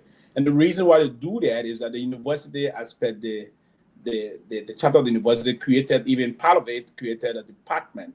There's the whole department of the University of Liberia is political science department. So they allow students to practice politics if they have to do. So basically, in terms of like your medical doctor or the scientist going to the lab to do research and you see what most of your things, prognosis and the rest of that is coming. So that's one of the reasons. But it's a very small group of students that are engaged into it. But again, at times unfold, you listen to loud, so you want to think that they will take control of that, but no, it's a very small one. So, and aspect that in terms of all of the colleges you have, the Liberian College, Engineering College, Business College, Agricultural College, and that of all those things. So I just thought to say that. But again, the process about what is unfolding in the country as to who is doing what, and it is one of the basic things. I listened to Georgie. We're all talking about this issue about honorary degree and other things. It is. I think I'm from the level of I'm looking for one set to have. Since I cannot have the real one, I can't get the time to do. I don't know if I have the time to do it, but I can follow you, a big brother that a Peabody, so that I can be. One can be conferred on me too. That would be fun. I got a free one. If I can't get it, or maybe we'll give it a look. I will make sure Lofa get one because Lofa can very be something about me. Anything about me, he can help me. Yesterday, I came on the show. Last day, he said, "You're not prepared." I can say what? Why a problem? So, but yeah, honestly, we're attacking you quickly. I believe that was the best thing the MD Sekou Dukle they divesting his interest whatsoever into this issue. But I think we need to open this process about rice. Rice is a very strategic political commodity in our country. It is about time that we begin the process of leaving this issue about interest, giving RP to a certain group of people that will. And I agree with you, Professor Kennedy, on this issue about those that will create what the world wants to use. It's not coming, but those that will create the kind of monopoly shortage on the market. I want to say, no, it's not monopoly. It's beyond monopoly. But they create those things. Shortage, yeah. Yeah, and create those kind of a situation to just make more money outside and at the disadvantage of the sovereign massive. I think it's a time that the government said through the Ministry of Commerce, so a very strategic process to just basically open this thing out and stop this issue about tariff. It's not helping us. We've had more than 38 executive orders. as per what Ambassador Lumia was saying to me the last time, because he's deep into history. He said more than 38 executive order for the past probably 15, 16, 20, 25, 30 years. It's carried the country nowhere. We always go do this and we can revolve in it's not solving the problem. So how can we tell it? I mean, we have smart people in the country. How can we sit and strategize to say we need to disengage from this process of the president always doing this and set a new process? Engage other smart people. We listen to them discuss things. I agree that Professor Kennedy is criticizing your government. Sometimes here, be brave. Contact him. The Minister of Commerce, whosoever, say, hey, Professor, what is it that we can do to help us? I listen to you criticize me on this. Can you proffer some solution on the way forward? He's gonna do that, and I want to believe he's gonna do that pro bono. Or even if you ask him pro bono, maybe you can give some profession, but he can do that pro bono. It will help the country move forward. Engage all of us, everybody. Engage Benjamin Sanvee. He will come with on the thought. He said, man, what we can do? You can't engage Lofa can be all the dogmatic sometimes in his process of what you want to say, right? Yeah. He came actually for me today. So I'll let you know. You know what? You know I want to weather. You know I want to weather. The Megan talk to this. Okay. You know I want to weather. Look like a head how you rather engage. Maybe when we start engaging, Lofa will reduce him. Somebody will soften him. That we head on the most serious note. I hope the country move on. We can't be in it stack all the time. We're too small to not see ourselves and always struggling for rent business. Yeah, thank you. Dr. Peabody, can I ask a quick question? I got a quick question for Professor Larry and my brother Pewee here. And sometimes I know we look at things from one side, but it's often okay to look at it from multiple dimensions. What have been the positive over the years from the selected group of people having to import rice as compared to opening it? Because I'm thinking, I listened to both of you, not a single one of you have mentioned, or not anyone, not just here, everywhere I ever sat to listen to the issue of rice import, I'm yet to hear anybody point out one positive out of it. But this has been a continuous process. So I'm just confused and curious to know what caused the stalling of, just opening the process to those who can afford, or open it to everybody so that we can have multiple, vendors. So what you have is competing interests. The people who are benefiting from it right now, the importers, they will do everything in their power to make sure this privilege doesn't go away. So whether it means they're paying bribes, they're influencing different things, they will do everything in their power. It's the same way you're going to see the legislators will never reduce their salaries. They will never reduce their benefits and salaries because it's not in their best interest. It's in the best interest of the entire masses, because if they were to do that, the recurrent expenditures, which is what forced we are to enter the ECF in July of 2019. Yeah, July of 2019, he ended the extended credit facilities. I know Sando was out here saying he did it in 2018, but it was 2019. By reducing their salaries, it's going to free up a lot of the money on the budget for the government to do something more beneficial for all the masses. But the legislator's not going to do that because it's not in the best interest. The rice importers, they're never going to do it because it's not in the best interest. So it requires leadership on the part of the president to come in and force it to happen. In economics, no market where you have monopoly is ever efficient. You will never have an efficient monopoly. It doesn't work whatsoever because the people who holds the monopoly, or in this instance, a handful of people controlling the rice market, they will do everything in their power to create artificial shortages, to do a whole lot of nonsense. So with all of the executive orders being passed, and I'm glad, P was able to drop some numbers on that, there is no benefit whatsoever for the people. No benefit whatsoever. But if the president doesn't take the leadership stance and say, look, you know something? If we free up the market, let the market determine the prices, which is a pure basic concept of economics. Let the market determine the prices. If the president doesn't do that, this thing will not stop. it would not stop. And the Liberian people are being held hostage right now. It's terrible. I can't believe in this day and age, this rice. Why you have a cartel importing rice in a country with food insecurity? What kind of nonsense is that? But people need to dig into it. How is it these guys, president after president after president comes in and immediately issued executive order? If you go on the Executive Mansion website, I implore everybody out there, go to the Executive Mansion website. Look at the first few executive order that President Ellen Johnson Sirleaf issued. It was the rice. President Myean. How do I know? Because I did the research and I checked it out. That's true. It was the rice.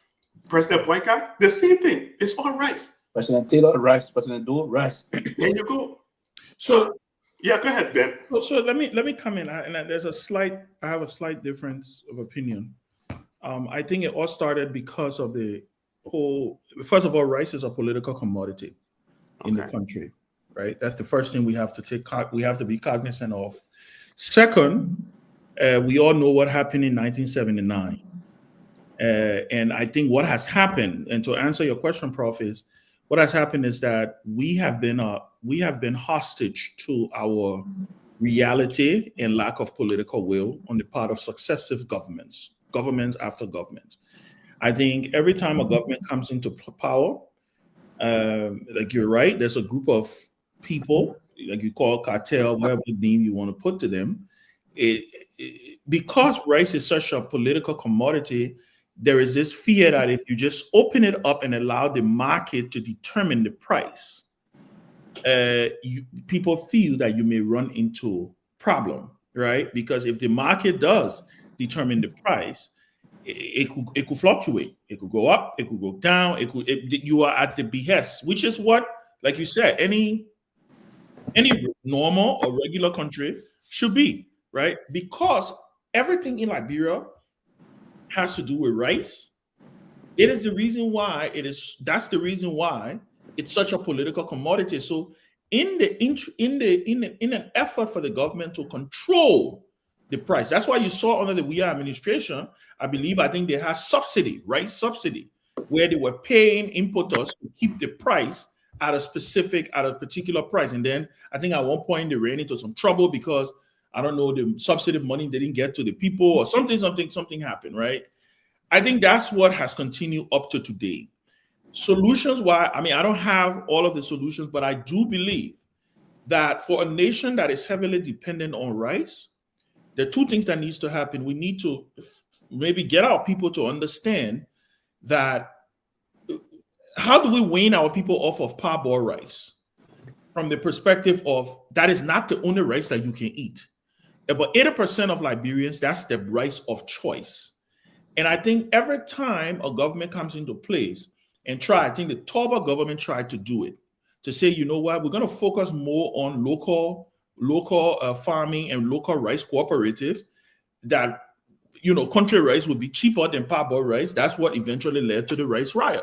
Because people say, well, the president family wants to have a monopoly on rice and, and stuff like that. Again, like I say, I'm being a little vague with the story, but I think that's kind of like from my own history research I have done, that's kind of like what has happened. And because of that, every successive government that has come, the number one, that's what you are right. You are absolutely right. That is why it's almost like that's the first national security decision the president got to make.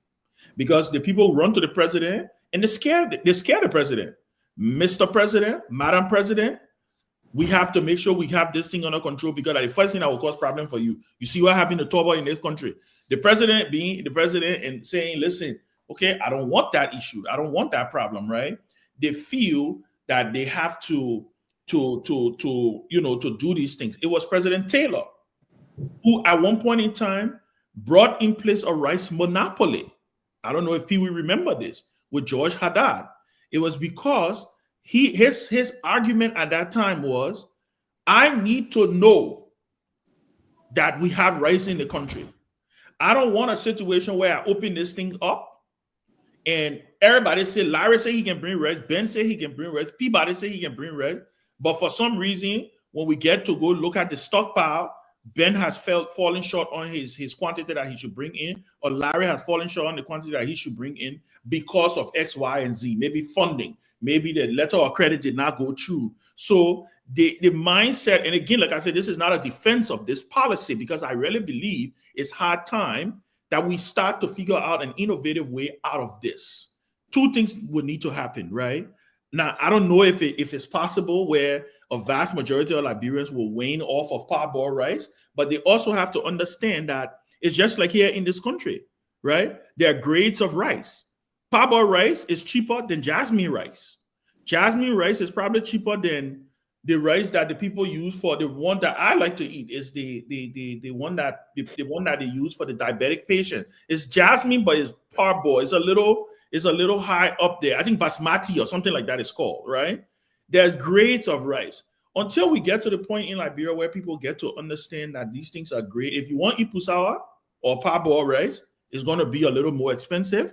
Then you can pay $20 for a bag of country rice. But many Liberians don't want to eat country rice.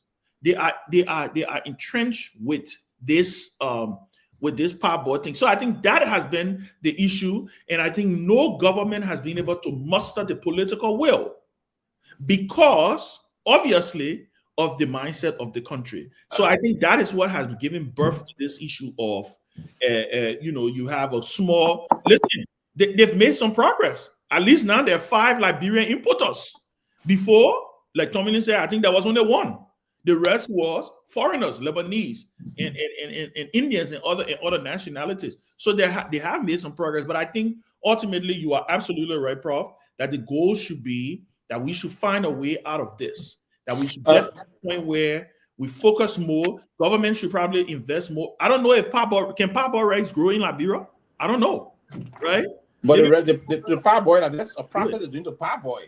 Yeah, it's the process, right? It's not red that is grown. It's not red that is grown, right? No, so then maybe let the government figure out a way to invest in getting a parboiled rice processing plant in the country. Yeah. But Ben, let me ask you a question. Before you come in real quick, remember when President Myean visited some of the warehouses when people were complaining that there were rice shortages and all that stuff? He visited the warehouses and saw mountains and mountains of rice. They were all coming. They were creating the importers. Artificial shortage, yes. Exactly. But bear in mind, in countries where rice is the staple and they don't have shortages, well, you're right to one. You're absolutely correct. Those countries tend to produce enough of the rice to feed themselves. And they have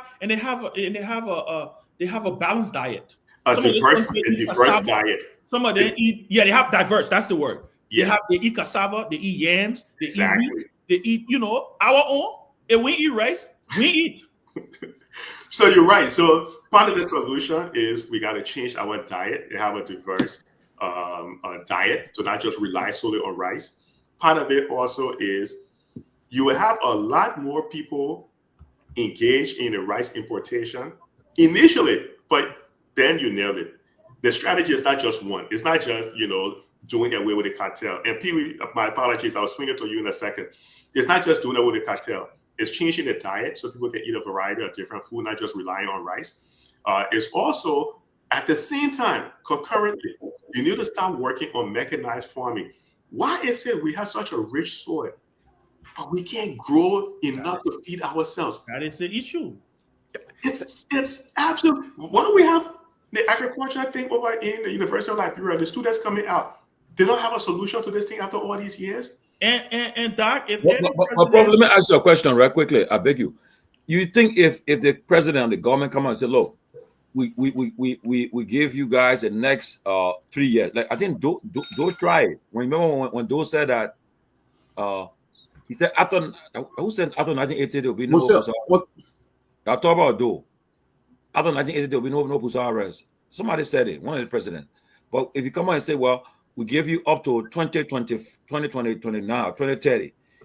Out of 2030, we cut down the importation of foreign rice, and you empower the Ministry of Agriculture and also farmers. Do you think we will be able to achieve that goal that will become self-sufficient in our local commodity rice?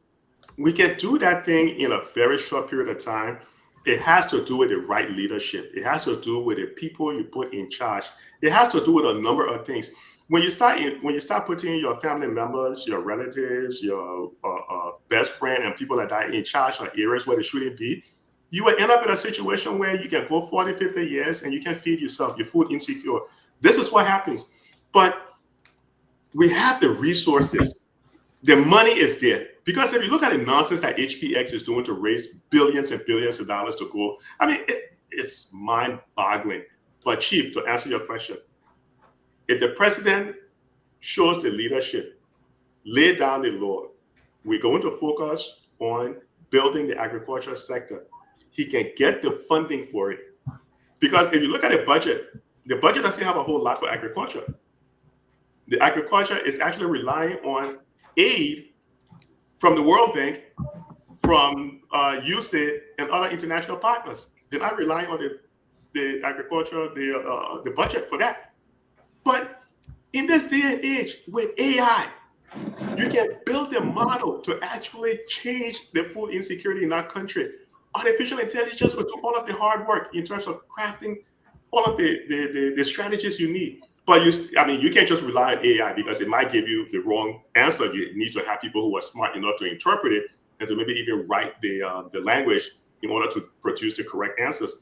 But we got to stop this nonsense. I think Ben nailed a salient point when he talked about the rice riot leading to the what happened in Liberia, because it's that fear. That's it. Yeah, the using. Nobody. By the time you want test rice, then they remind you of Togar. They scare the crap out of them. Yeah, they literally scare the president. Like, listen, you want something? You want what happened to Togar to happen to you? Also, but Ben, you want to say that rice caused Togar to be what true? What? Listen. What was the beginning? End of the 1979 rice riot. Conventional wisdom is that's where his problem started, right? 1979, the rice riot, because what was his mindset? We have to wean ourselves off of Pusawa. We have to start to encourage a balanced, diverse diet. Look, what was one of the things that I was reading one of President Togar's presidential papers? He talked about the schools. That was the reason LPMC came into being. LPMC came into being because the governor of Liberia was supposed to buy all this product from what it mean, right? From local farmers, and then be able to supply government schools, public schools. When you go to public schools, the feeding program, they will have edibles, they will have cassava, they will have plantains, all of those things.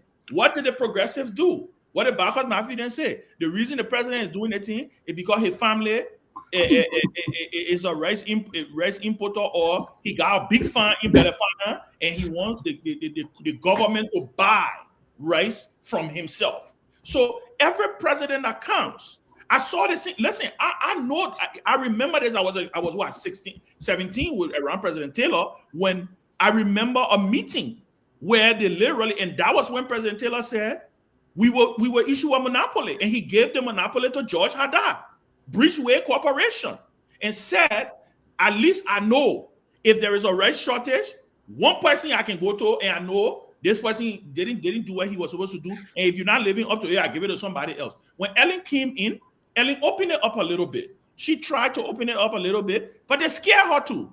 So she pivoted back into almost a quasi-monopoly, where she had a handful of importers. Weah came in. What did he do? What was the first meeting George Weah had at a house in rehab?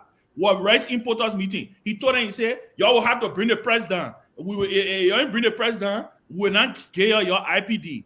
What happened in the back? When they had conversation, when you low, you so do, right? And remember that stock picture, Tomalin, when President Boycott became president. You remember that was like the first controversy of the Boycott administration, where when that picture came out with just one Liberian, and everybody was like, how in the hell? So now, like I said, it's progress that we got 5 Liberian companies doing this, right? But like Larry has said, we have to leapfrog as a society. We have to get with the program. And we don't have to reinvent the wheel, guys. We can reach out to Singapore. We can reach out to Rwanda. We can reach out to countries who have found a way out of this thing. But we also have to educate our population that it is okay to have a diverse diet. You can, just how we like eating cassava and gravy, you can encourage people to eat that. And, you don't put your hand up. And yes, if you want to eat, if we can wean ourselves off of our rice, right? Then the government should figure out a way to form a public-private partnership, get a Liberian, let that Liberian start some kind of company, support that Liberian to open up rice processing for parboil in the country, right? And you will start to see the multiplicity happening instead of giving all these people. But what did the WEA administration say, guys? They were getting rid of IPD. I don't know how IPD came back again. Because I remember one time there was a conversation, we'll get rid of IPD. So the only thing I would say, and this is my last thought on this, the only thing I would say is that we have to get along with the program. There's technology. There's no reason why our farmers should be still using diggers and hoes. There's no reason why. The other day I was watching Ghana. John Mahama, who is the new president of Ghana. Have you seen John Mahama farm? Go on YouTube.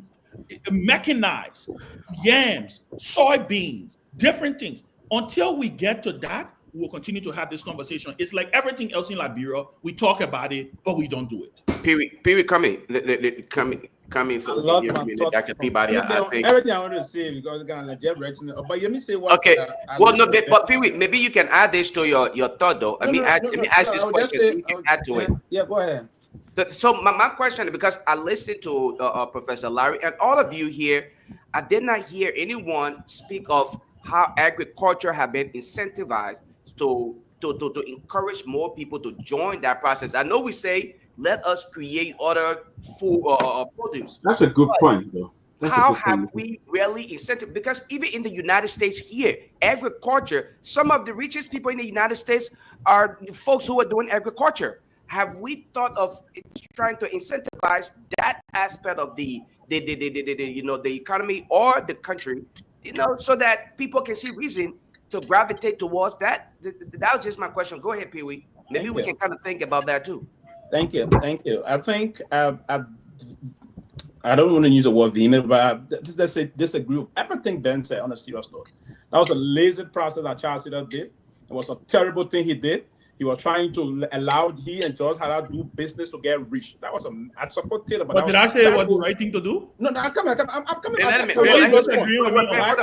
did that? No. Wait. We gotta correct you. We gotta erect your point. I beg you. I listen to you. I come in. No. Wait, Pewee. I beg you. Let me tell a second. Let me let. No. I don't want you to lay. Point. Everybody Pewee is laying the wrong premise. I'm not laying no wrong premise. I was not say anything though. When you say you disagree with me, then it means that I said what he was doing was the right policy. I was explaining what he did. I was explaining what he did. So you can say you disagree with me. Did he do it or not? He did. I just said to you, and let me reiterate. Probably sometime when we're discussing this kind of way, the way we throw our points, and they get misconstrued in terms of the process, right? But let me put it this way: Mr. Taylor's decision. That's what I said. To bring George Haddad, that was a personal decision Mr. Taylor made at the time as president of the country to enrich himself and his cronies. That was a decision. He and George Haddad, they were in a personal business deal. So he limited, and he was a very forceful, he was a forceful leader, right? He had that tendency, and he introduced the system was wrong. I have one question that I've always, and I listened to what Mr. Dopo is trying to say that Matthew is saying, and he's correct in terms of what he said, but about what he just wrote. And we had a discussion, there was a time at the University of Liberia when he lectured us, we had a discussion about this issue about monopoly process in the country. And I have one person that said, the thing we say political commodity, I disagree with the issue of we made it political commodity because people around the presidency and the president himself will go and set the kind of coup to have their friends to give contract to them to make this thing political commodity so that they will enrich themselves. The professor said something. We made this thing political. It's not a political commodity. The government and the government official push the thing political commodity in terms of everything we want to do, moving the country forward, if you will. Mr. Taylor, Madam Salif, Mr. Doe, and the rest of that. Now, there was a thought process about revolutionizing this issue of opening a free market in terms of this. If you were to do that before, even when the Togar administration set the most of those cooperatives around the country in terms of engaging into an industrial mechanization process to open the market and ensure that we'll have, for instance, Lofa started the SEADP in all of those major districts in Lofa County. And that was the time Lofa started winning the issue about the bread basket in terms of rice production, coffee, and cocoa, and the rest of that. Particularly rice, we focused on rice. There may have been a program, an expanded program that will have to be very innovative and use the agriculture as an instrument. It was part of the time they brought this idea, but politicians killed it. The agricultural bank. And the agricultural bank the intent of that agricultural bank was to subsidize farmers and push some money in the agriculture. As Lofa said, how can we incentivize the agricultural sector? It was through the agriculture, and that's part of the reason the legislature, a department in the Ministry of Agriculture called Research and Expansion. And part of that process at the time, carry. Because when how did carry come about? The issue about the invention and the creation of carry was to do different scientific research about different kind of a rice that Liberians will eat and that will be helpful for Liberians. And they also we train some scientists. I just forgetting the other name, two other names. We trained both one from Lofa, one from Bonkane. They came up in the US and China and other areas. Thailand, they got trained. And those were playing. And when those people came, the politician killed it through hell states and their surrounding at the time. So these are dangerous things that leaders will do. I understand when I was saying I disagree with what Ben said, not disagree with but what you said that Mr. Taylor did and what other would engage in. For instance, personally bringing George Haddad. George Haddad had the system. And as a certain time came, and the only thing that blessed it at the end of the day was that there was the eruption of the crisis that came from 1999 from the Lur and Model War. But things George Haddad could not sustain the country in terms of he alone coming with the rest. Because he'll come with the rest, they will put, when they brought the rest at the time, they will put sometimes 75 cents on the bag. Then what Mr. Taylor would do, they would say, okay, this amount will go because they wanted to do certain things to feed. You have to take that amount from there, put it in a particular escrow account. That was meant to take care of the ATU or the SSU and the rest of that other security thing that were engaged in other areas. And they didn't have time for the local people at the time. So if you came and the RPD thing you're talking about, we have talking about, but before they left, they get a lot of RPD out. So all those things, we need to just strategize it. Now, there was a program from the World Bank through the Agricultural Ministry quite recently. Agricultural Ministry pumped more than $30 million into the same thing. When this current past minister, Jenny, the last Agricultural Minister, Mr. Taylor, she had a very projected and a wise idea to bring in terms of revolutionizing the rice sector and trying to deeply incentivize farmers, as Lofa was just trying to indicate just now in his last thought. And that process, while unfolding, different sector of government individuals will come now and say, Mr. President, they will have to happen because the same folks that are bringing those rights. For instance, the last time when Mr. Magay and the last Commerce Minister toured the Freeport, Professor and the rest of the folks on the show, we have more than how many warehouses on the property of the Freeport currently, the Port Authority? More than 39 of those warehouses were stocked with rice. And then the information was there was no rice in the country. Why? Because most of those individuals will give serious element around the presidency. This thing is not a political commodity. We made it political commodity in the sense of trying to deceive and suffer the Liberian people. We just need a visionary president that will be straightforward, that will be very, very much rigid in terms of the implementation process, and allow the minister that will not be a political minister and allow the minister to project those kind of ideas that will revolutionize and just break the barrier around this kind of politics that is unfolding in this kind of a thing, my dear friends and brothers. On the most serious, but for me, that's how we want to take it. If we allow the Ministry of Agriculture and the technicians in collaboration with those that are carried, trust me, we can bring something. We got some smart people in Liberia. They can project some issue, but they have to be independent, and there should be no usurpation of their function. Other than that, we're going to be in this visual cycle, and this thing will happen time to time, Lofa, and the rest of it. We're going to be in the same thing moving on for a very protracted period of time. But let me ask this question. In the past, President Doe awarded students at the University of Liberia free scholarship, go to agriculture college free. I don't know what impact it had, but is that something the government could tap into? That these children go back? It still exists. But they stopped it. But They how stopped functional? the padam aspect. They were giving a padam. Yeah. If you went to the University of Liberia Agricultural College, just to enroll in agricultural college, you're getting $100 every month.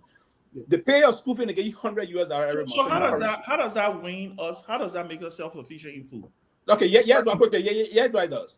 It allows you, for instance, those that are doing agronomy, those that are doing soil research and the rest of extension in this, that they learn it and come back to advise the government how to do things to expand.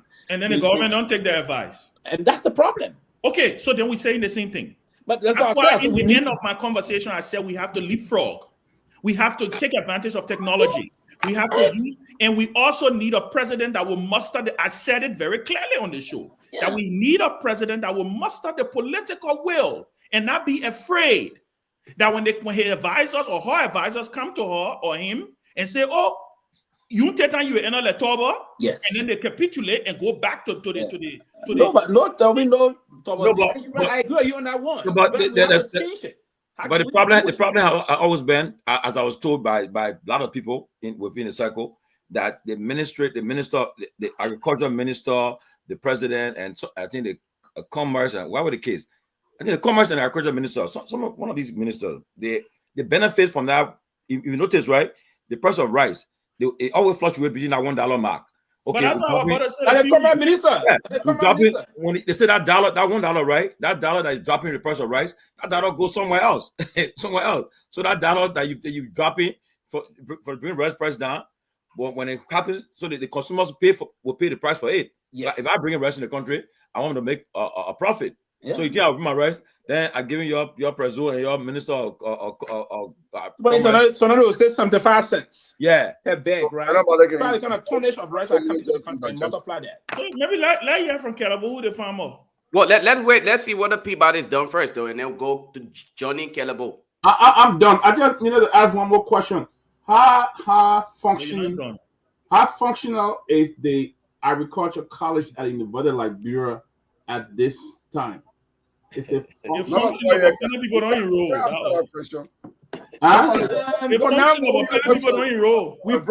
They carry one of the best agriculture mind in the country there, Dr. Roden C. Massacre, as the chairman of that department, right? So see, I mean, we can. Who was Charles Taylor? Who was agriculture? Who, by the way, was Charles Taylor's agriculture minister? Yeah, and Charles Taylor agriculture minister and chief strategist. Yeah, agriculture minister and chief strategist. But the problem is, smart man. The problem is everybody want to do business administration and politics. Nobody want to enroll in the agriculture college. That's the answer to your question. Everybody want to. When you say something, gets mad. No, I'm not getting mad. He gets mad. I'm not mad at anybody. I'm not mad. I'm not telling you. But that's the actual line, Johnny. The political science students not planted in the University of Liberia. They're not planted. That's true. They're here for. No, but let me just say something quickly because I don't have enough time to data. But look, but gentlemen, at the University of Liberia, politics, those who do politics at university are not just only political science students. Exactly. True. You know, you can come from science college. About the last time I met Williams, came from the science college. Actually, he came from science college, and it's diverse. You don't need political science students to do political activity on the UA campus. But I want to come back to the agricultural issue because I'm one person that have a serious passion for agriculture at all aspects, whether it's animal husbandry or it's plant, or food production, whatever. Right in Monrovia, in Congotan, opposite the baseball park, there's a big wetland there. Mr. Bimba, Reverend Bimba, is involved with trying to use the wetland in Monrovia to produce rice. This rice farm is right opposite my office in Congo Town. Just today, we commenced harvest. In fact, just this week, I was seeing the photo because I love farming. I stopped by today to encourage the guy yesterday to join his farming business. Everybody pass in Morovia, Main Street, St. Congo Town, and see this farm plot. No government official has to find out who is involved with this rice farming in Morovia, in the other Morovia, right? And I met this man yesterday, Mr. Bimba. He said, Johnny, besides you, a Liberian coming to stab and congratulate or even try to cut the rice, it's only 3 foreigners, a Lebanese, no, not Lebanese, a Fuller, a Nigerian, and a Ghanaian have stopped to tell you thank you for using the wetland in Morovia to grow rice. So this is just to say that we need to be serious about what we say about agriculture or food production. If whether we want to have Liberia be food secure, we got to make sure we put our money to agriculture, do soil testing, do our wetland assessment, which wetland is good for rice production. Wetland is the main source of rice production. In Asia, most of the farmers that send food to us in Liberia or in other countries, they are using wetland. So we just need to be serious about wetland. I remember in the 70s, because I've been around the country, Israel, what they call Town, is a big wetland that was laid out by World Bank. In the hand in Nima at the Bealded rice production. Same thing they had in Lofa in Kulahun district. They have similar thing in Rimoji. At that time was considered also as Granji there. Why we don't need to, like people somebody said, we don't need to reinvent the wheel. Just sit there and reflect. Where did we start from agriculture in the 70s to the 80s? Where do we go short? How can we integrate today's modernity into agriculture? And I believe in no time, we can produce. And more besides, agriculture should be the first source of job creation. The first source of job creation should be agriculture. It will help us to reduce unemployment because most of the young people in rural Liberia are from the background of agriculture. I hear somebody say, well, when we go to school in Lofa, I was in the 4th grade, every class had a plot in the Kehleboe school in Vonjama. Every class from 1st grade to 6th grade, but then we don't have elementary. Every class had a plot, and we used to send out the agricultural extension officer from the agriculture department in Lofa in Vonjama to guide us how to lay the soil, how to plant things. But since the 1980 coup, everything has stopped. Then moreover, the 1990 war. So it's like we try to reboot Liberia. Every time I want to reboot, but the rebooting process doesn't take us anywhere. So I would just want to encourage our person maker who are listening to us on the show to be serious about agriculture, not by just talking it politically. Make sure let's put some money there. Let's ensure that this food production issue become priority. I learned that the government policy on agriculture is by 2029 we should reduce rice importation by 70%. I'm going to see how that will happen because if we don't have necessary infrastructure on the ground, I don't see how we achieve reduction of importation by 70%. So let me swing it back to you guys and listen to the rest of the conversation. All right. Go ahead. Let's hear from you. Yeah, so let me see. I'm not muted. Okay, I'm not muted. All right, guys. Thank you. I'm happy to be by tonight. Having stayed away for an extended period of time, but I actually joined this show tonight because I listened to Ben, and when Ben was talking, just the people, it actually kind of pricked my attention. I said, no. I think Ben is treading on the dangerous path here. We need to get on the show. The rise being political commodity, I agree with you 100%. Politicians have made rice their commodity, and they want everyone to believe that it is a political commodity. Because who are the people who benefit from the rice? Manipulation. Politicians, not the ordinary people. So they sit deliberately in a ballroom and say how much you need to get this year. And they calculate along with the importers and say, yeah, okay, they want for the president, they want for the commerce minister, they want for the chief of staff to the president. They calculate and say, let's go to the market and cash in on it. That's what they do. So it's actually a commodity for the politician, and that's what they've been doing. But let me just also some information I think Ben tried to give. RPD, Larry is good at researching. The executive order to stop issuing RPD on rice was issued by Madam Ellen Johnson Sirleaf, who was a commerce minister then. Aisha Ade, RPD is a gold man at the Ministry of Commerce. He ignored that executive order. He never implemented it. When we came over, but Ellen was bad. He ignored Ellen knew about it. Hey, my man, you're president. You're sitting up there. Your people say issuing the RPD. So that's why I just wanted to pass that information out because I was on the ground. I know this for fact. And the other thing I want to clarify is on the question of rice. I think Ben and someone else was talking about lack of this. In Lofa, if Johnny can come by, Johnny will confirm. The biggest Powerball processing plant in Liberia is in Lofa. Okay. That was built by USAID. So but you know the problem with that Powerball, you know the problem with that processing facility, they can't find the implement, the rice, the raw rice to process it. That machine is a gigantic machine. It can process powder rice into different shapes. You know, like the Firestone, you want the Firestone type, it will give it to you. You want whichever type, it will give it to you. Johnny is here. Johnny, can you just come here and confirm that? Yes, Kehleboe, that's very true. In fact, in fact, there's a fellow called John Seman. He won that award, that grant award from USAID.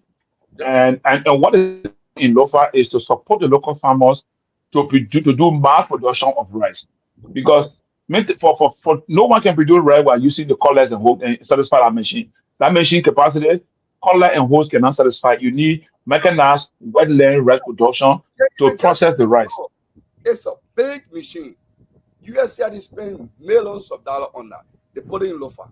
If you go to Bealded rice production, USAID also put there for different group pilot processing facility in Nimba. So it's not that we don't have this in Liberia already. We have them. What we don't have is programs to produce a rice that will feed that this machine will process. We don't have that yet. That's where the challenge is. The thing is, the critical thing is, guys, Lara made a very critical point here. He said leadership. Take for example, during elections, politicians focus on other things. When Councillor Gongloe was contesting in 2023, there was one thing he said. He said, every nation has to identify what is an imminent threat to their national security. He identified hunger as a threat to Liberian national security. He said, listen, if I'm the president today, I will declare war on hunger. And I'll ask the commanding, the defense minister, the chief of staff, they would deploy the army to get into rice production. The first contract the government will give to produce rice will be to the Liberian National Army to produce rice. That was his, he was very instructed and emphatic on that. So when people become president, like in the case of President Bozo, the man of agriculture, that's all the people said. But what was the program? And the thing we're talking tonight is not just agriculture. If you look in health, in education and agriculture, government after government, the approach is the same. They put less money there and rely on donors support in our sector. That has never worked anywhere. That's why it has never worked in Liberia. If you want to create more jobs, and these are things some of us have made it clear many times to have profile government officials. Education, agriculture, and health. Those are three key sectors that can produce more jobs. There are many Liberians who are not going to school today because they do not have access to education. Train more teachers, have a national program, take high school graduate, smart one, test them, give them 6-month training, put them in the rural area, they serve there 2 years, they come back, you send them to university free, to any university of that choice, whether it's private or public. Okay? Do that, you create more jobs. It's easy to do that. We can actually create jobs and have more than 10,000 teachers employed, in a few years' time in all over the country.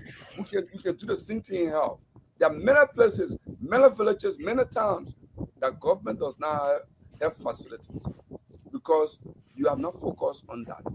Agriculture is same. Have 3 more extension officers, deploy them around the country. Establish cooperatives of Nyen farmers, cooperatives of cocoa, cooperatives of this, all over the place with extension officer, 4-5 extension officers assigned and giving them the implement, the country will be on its way. I'm an animal farmer. At the moment, I have 300 pig on my farm now. My population has reached 300. But guess what? We don't have the market. Where your family? It's collateral. No, I know you coming to it, so just talk. Farms. Okay, so we have that. But guess what we did? Before I started this, I didn't even have animal at the time. Mayor Ure is a farmer. We went to the Liberia legislature, the Liberia Lifestyle Farmer Association, who I've just joined them. I'll talk about Secretary. We went to the Liberian legislature. What did is we asked for 10% share of the market. Currently, Liberia import 100% and spend millions of dollars. Say we just want 10% share. You know the stupid question every Liberian can ask government official when they're in the pocket of the importers. They say, do you have the capacity to produce if we stop the people from importing? That's a scare tactic. Because once a government official say like that, they represent the importer interest. Because that's the real question I ask. The question, we have the capacity to produce animals.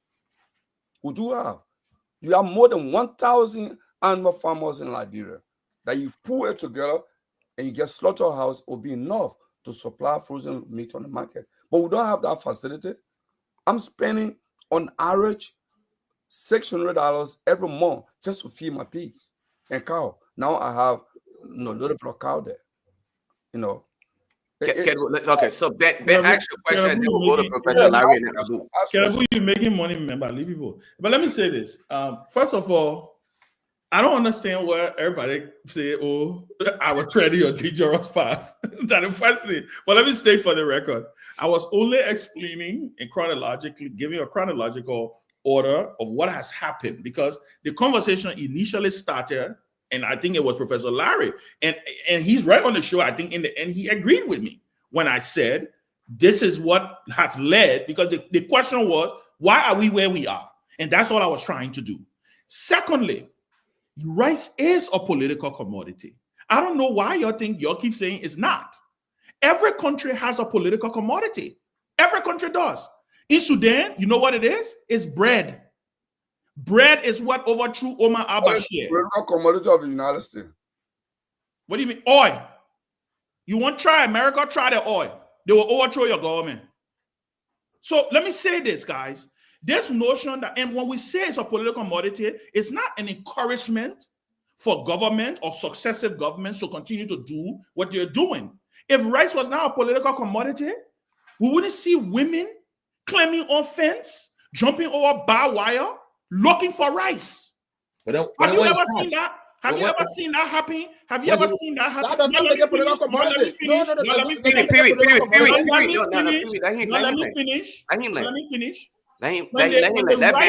When the potential rice crisis hit Liberia under the Weah administration, we talked about that thing for almost 2 months. Have we ever talked about cassava in that direction? Have we ever talked about edibles? Have we ever talked about palm oil? Have we ever talked about bulgur wheat? Have we ever talked about maize the way we talk about rice? And then you say, staple food. But that's my point. It is like a political commodity. That words you playing with. Staple food, political commodity. That words. Political commodity means without that thing, you will have trouble. That's all it means. That's the reason why people got in the streets and destroyed Monrovia in 1979. It is a political commodity. Now, this doesn't mean that I'm giving a pass for successive government to do what they're doing. No, I'm saying, and I will reiterate what I said.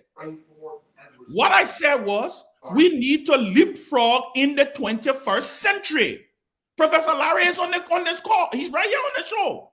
We need to talk. We need to do. I also said we don't need to reinvent the wheel, because you know what? There are other countries who was in this position and has gotten out of this position that we find ourselves in. Why don't we partner with those countries? That is where innovation, forward thinking, and smart leadership comes in. What we try to do in Liberia is we try to put Band-Aid on a terminal illness or something that could eventually harm us as a society. Newsflash, thank you, Kehleboe, for the information. I didn't even know we had a parboil processing plant in Lofa. What is stopping us from finding the grain to put in a parboil processing plant? is because, again, no political will to be able to invest into the mechanized farming structure that we need to be able to provide the grain. So I stand by what I said. Rice is a political commodity because you know what? It is the only thing I know in Liberia that the only thing Liberian man can pack his car and stay on the land for hours or days before they get gas. You will never see them protest. You will never see Liberian men, they say, oh, sugar finished. You know what they will do? They will probably go to use honey to drink their tea. But announce tomorrow that there's a rice shortage in Liberia and see what will happen in Liberia. Then you tell me it's not a political commodity? It is a political commodity. Bread is a political commodity in Sudan. Omar al-Bashir government, the late Omar al-Bashir, who led that country for almost 30 years. He attempted to raise, I think, put $1, Professor Kennedy, you the researcher here. I think he wanted to put 50 cents or $1 on bread. That will put the people in the street that made it the military take over today. Bread, because in Sudan, I've been to Sudan. Everything they do in Sudan, they eat it with bread. Literally everything. You go to other countries, in Ghana, that wheat, yam, pounded yam, those are the things that you can't play with those things. So that's what I meant when I said rice is a political commodity. It doesn't mean that, I say I'm encouraging the government to be doing the cartel thing. No, I will reiterate what I said and I will end on this note. Let us now leapfrog into the 21st century. Everybody Thailand is producing rice that didn't even get used for. How can a small country that probably got more population than Liberia producing rice? So what we need is we need to leapfrog. We need to invest. I like the thing you talk about the agriculture bank. I forgot about that. My father worked at agriculture bank. That's where my father worked. So I understand these were all the vision that Torgbean had. That is political commodity, Bene. Yo, when K Torgbean. They tell me that I'm political commodity. All right, thank you, Ben. Ben, let's bring. Let me say something real quick, Lofa, because I got to go to a meeting. Thank you. Crude oil is political commodity in Nigeria. Yeah. Thank you. No, so what Ben is saying, Pewee, you're actually agreeing with Ben, except you're just saying it a different way. Thank you. Let me tell you why. Give me a second. Let me tell you why. You're agreeing with him, but you're saying it a different way. Because when Ben is saying political commodity, or he's saying that the availability of rice is determined or is influenced by political actors. You know, it's not free market, where the market is determining the price of rice, or it's determining, it's used as, I don't want to say it's been weaponized, but it's used by the cartel, for example, or the rice importers. They're using politicians to give them those licenses to do what they need to do. But essentially, Pewee, you were saying the same thing. Pewee, you were saying the people around the president are influencing the availability of rice because they're getting involved, and because the people around the president are politicians. So in the same way, you're kind of saying what Ben is saying, because rice, Ben is correct, right? Because rice have always been used as a means to control the president's behavior. The president doesn't freely come out and just issue an executive order. He understands or is being influenced to make that decision because of past behaviors or threats of destabilizing his government. So I think, Pewee, you're kind of agreeing to what Ben is saying, but you're just saying it a different way. I just wanted to say that, Lofa. Thank you, Prof. I want to ask the question. Now, I want to ask another question. Since you mentioned the the agriculture bank. And let me make a correction. Omar al-Bashir is alive. He's not dead. I mentioned that. Okay. So I wanted to go to Bashir is in jail. He's not dead. He's alive. Abu is yet to contribute to the conversation. So, but before we get to Abu, I want to bring Professor Larry on this question. The issue of the agriculture bank. I know I spoke of being able to incentivize the agriculture sector, knowing what I work with John Deere credit. A lot of young people are getting into agriculture because there are incentives, okay? Either taken after their parents. Now, how would it help if the agriculture bank, first of all, is it still in existence? If so, what strategy, government-related strategy, can we apply to help boost this portion of the agriculture sector? Because I would consider that a part of the agriculture sector, and how would it impact our economy based on what we are discussing and considering the fact that, hey, look, rice is an what do you call it, political commodity?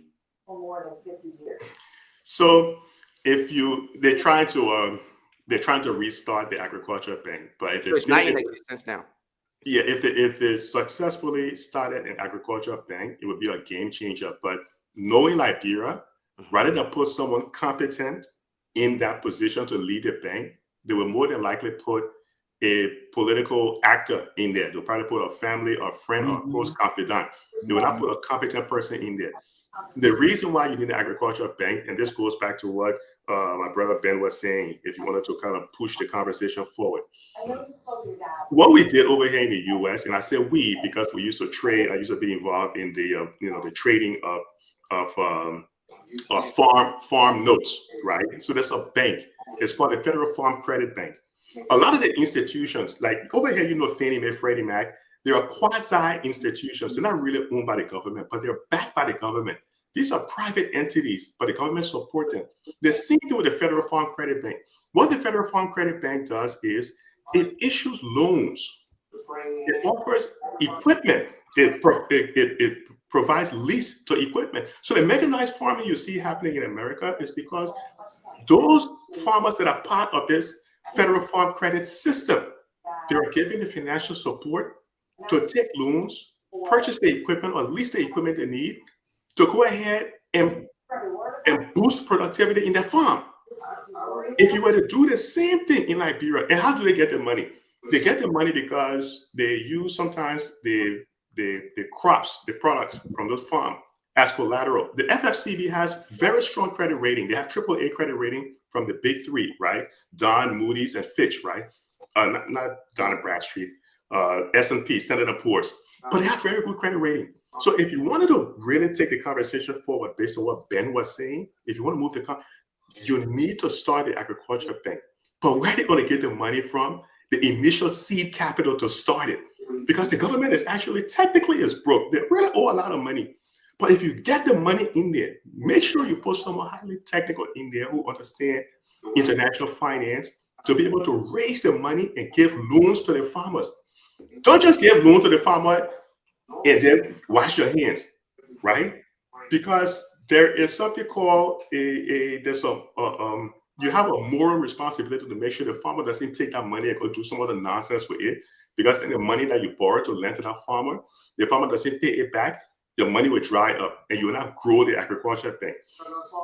But to your point, Lofa, you desperately need the agriculture bank to move the country forward. You're not going anywhere if you don't get money into the hands of the farmers to give them the machine, to get the mechanized farming, and for farmers to also see the prices of their commodities on an international exchange. Look, there's so much you can do in Liberia in such a short period of time if you have very competent people. This is why when I saw the interview with the minister over in Botswana, he said the reason why we're able to move our country forward is because we did it on meritocracy. We put people in position who were qualified, not because they were family or friends of the president. It's the same thing that they did over in Singapore, which Ben also mentioned. It's the same thing they did in Thailand, Hong Kong, all those places that have developed, So yeah, the agriculture bank would be a game changer if they can get the initial seed capital. The money is out there. They just got to know where to look. The money is out there. The U.S. government has put a ton of money out there to make it possible, but they need to know how to craft the conversation to approach the U.S. government to get that money. So I like the question on the agriculture bank because I think it's a game changer. Thank you, Abu. I'm pretty sure you're still with us, but you're just not on camera. Or if you're not, we'll go to Pewee and then Johnny. Abu, are you still with us? Abu. Okay, Pewee, you can chime me. I don't think Abu is. Doing something in the back. Go to the next person. Go to the next person. Yeah, I'm doing something in the back. Pewee, go ahead. Pewee went in the back too. Go ahead, Johnny. Okay, so talking about agriculture, I remember during the regime of Madame Salif, you still have a very great program in Liberia called FED. It was something around $70 million plus for 5 years. How did we arrive at the point where we have $70 million plus in Liberia to support agriculture for 5 years? And that project has ended. We don't see and then semblance of what was doing in 5 years, and $70 million is gone. It's gone completely. And that project had activities in almost counties in almost other aspects. Animal husbandry, rice production, I mean the rest of it, you understand? So my point was, did we have a policy that this USAID project will feed into to support Liberian government agricultural activities? I mean, they're not small money, $70 million plus for 5 year agricultural project. To the extent that I heard they brought in a good expert who lived in Palm Spring Hotel for pretty much almost like a year or more. So the money went all into those kind of things. But again, I thought that if the government had a real policy for agriculture to improve, every international development agency that comes to work in that kind of sector will feed in the government policy system, and in that way, will support the national economy. You understand? But they supply machines around to communities. Like remember, there's a place in Pong County. There are other Nason farmers in the Gamu area. They call their group Kwapage Agriculture Cooperative, and they provided them machines for thrashing, for drying the rice, and doing all kind of things they did. Because then my work at the center was also supporting local leaders to know how to get involved with things that will improve peace and security and resolve conflict.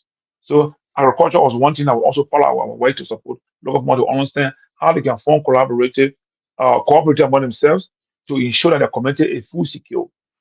That's how I got to know about that project that was funded by Fed. You understand? But I don't understand why all these things happen. And we stay at the same level of being full insecure. And like one thing I heard Kehleboe saying, if we don't help our farmers to open the market for them, to help them identify international market, then we have a problem here. If you have like Kehleboe has almost around 3, and there are about 500 or 1,000 animal farmers, including cow or pig or poultry and other things. What kind of market do they know to go? And so that's where Ministry of Commerce should be playing a role to identify the national market that will begin to export if our produce are just enough for us on the market here. You understand? Now, if you go back to what we're talking about, the group that we have in Lofa that has this very huge rice processing plant. How can we do such thing in a regional basis? We got that in Lofa. Lofa is far from Nima. Lofa is far from Grenjide.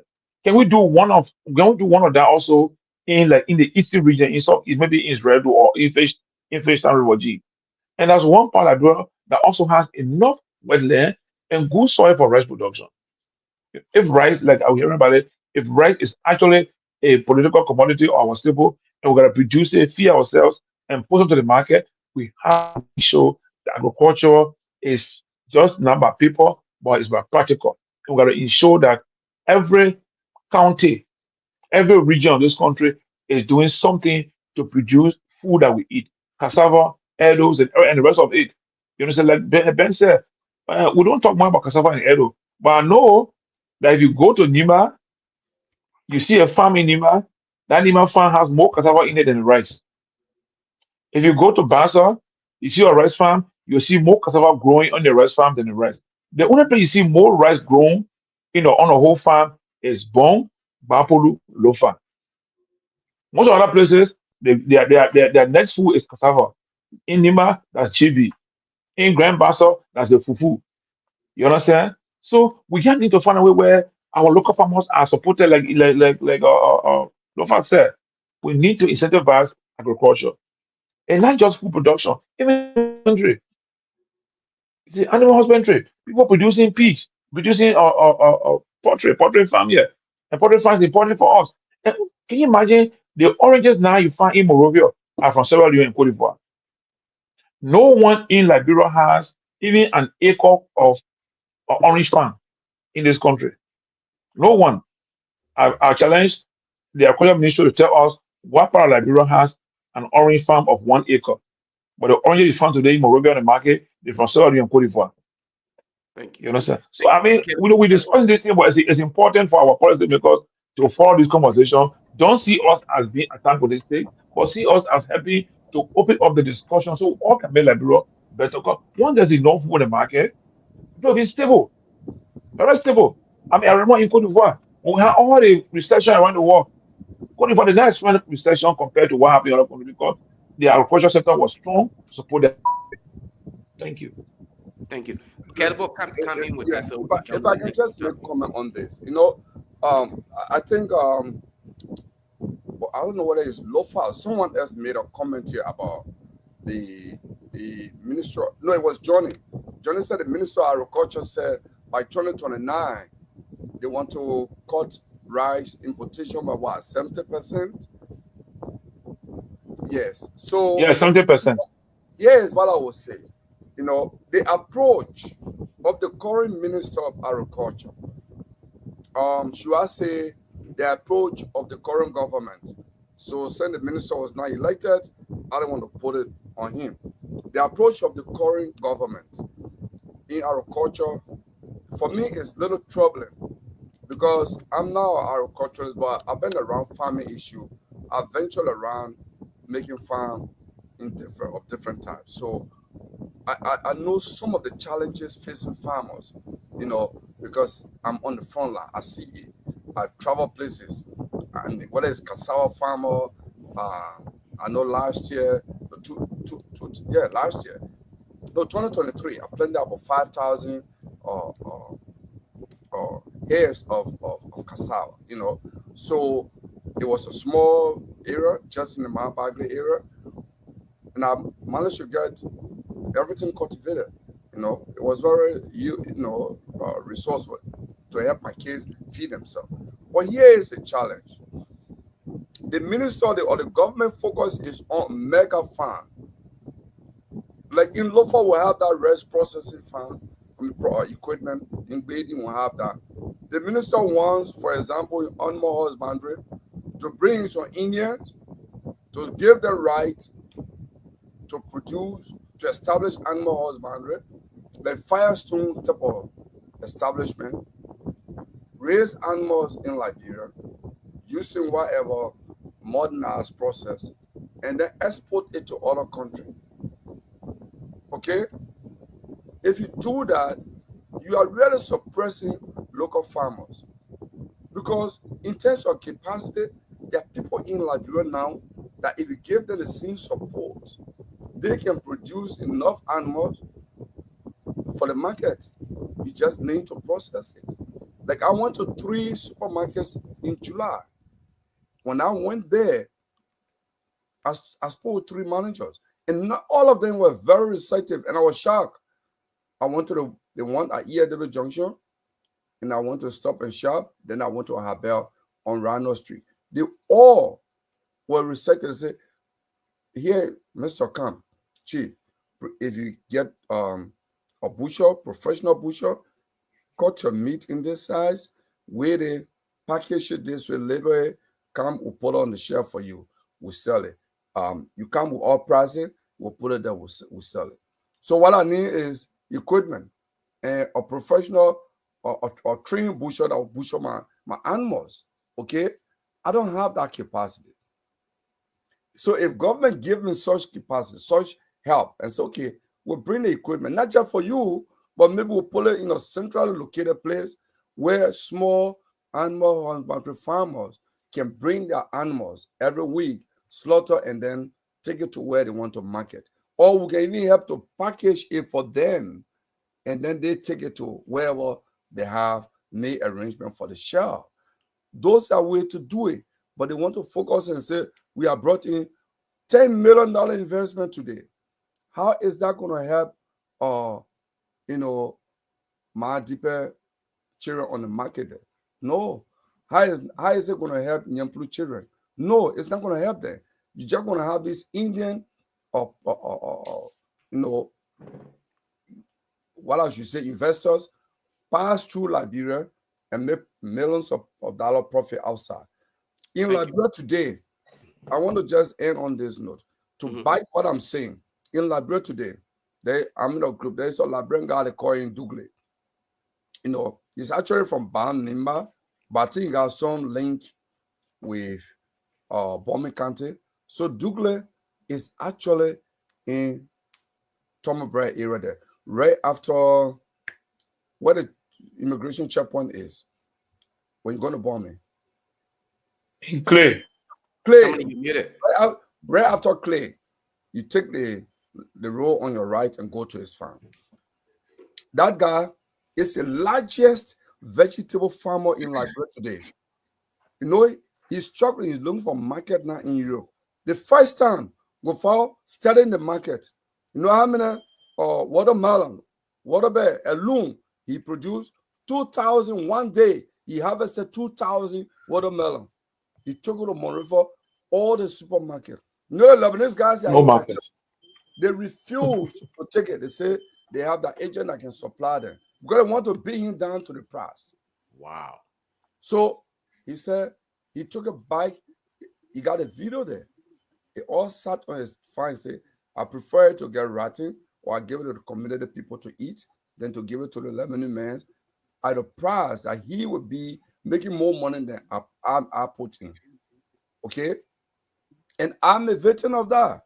One day in 2018, I harvested 9 bags of radish, both white and red radish. I don't know if any of you can eat radish, but I have radish. It looks just like B2, okay. But radish. But it's a very cool, healthy. It's a superfood. I took it to all the supermarkets. It was in the car with my son. We're going. Everywhere we went. They're selling in the supermarket 35 cents per pound. And I was giving it to them for 20 cents per pound. They want to take it 10 cents per pound. Wow. So I put in my labor. I pay for my labor. I work for you. So I said no. They spent 3 days with me, being afraid that it will all rot. I went, following that, I came across somebody. Said, okay, Mr. Chief, we'll give you 15 cents per pound.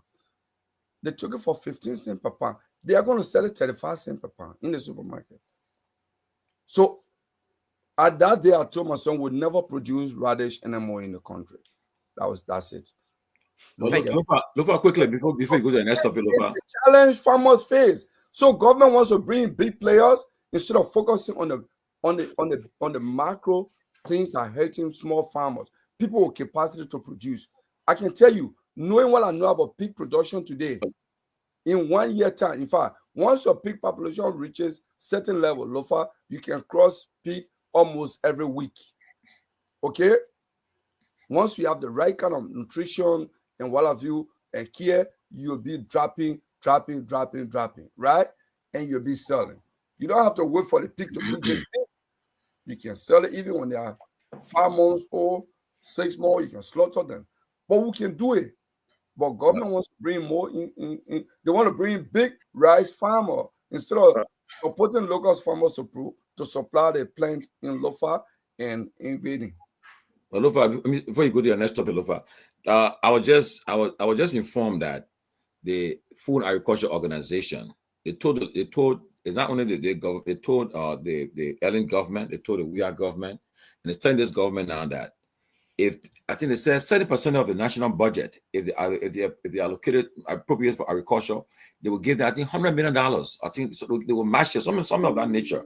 And up to now, the government, successful government, have not been able to come up with such to match them up. Okay, and then even Liberia, they said there are $100 million for agriculture for Liberia agricultural sector sitting down, but I think they to get the money out, I think certain steps were taken to reach to get that money, but it just shows that somebody's been saying all comes down to leadership.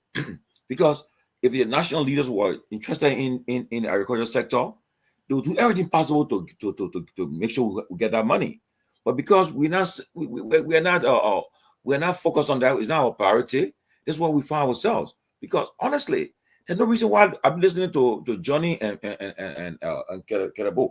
These guys are involved in the agricultural front line, but there's no reason why we buy. I remember I think 2 years ago in Liberia, I was trying oro on the market, asking the woman there where they get this thing from. They said they're going Guinea.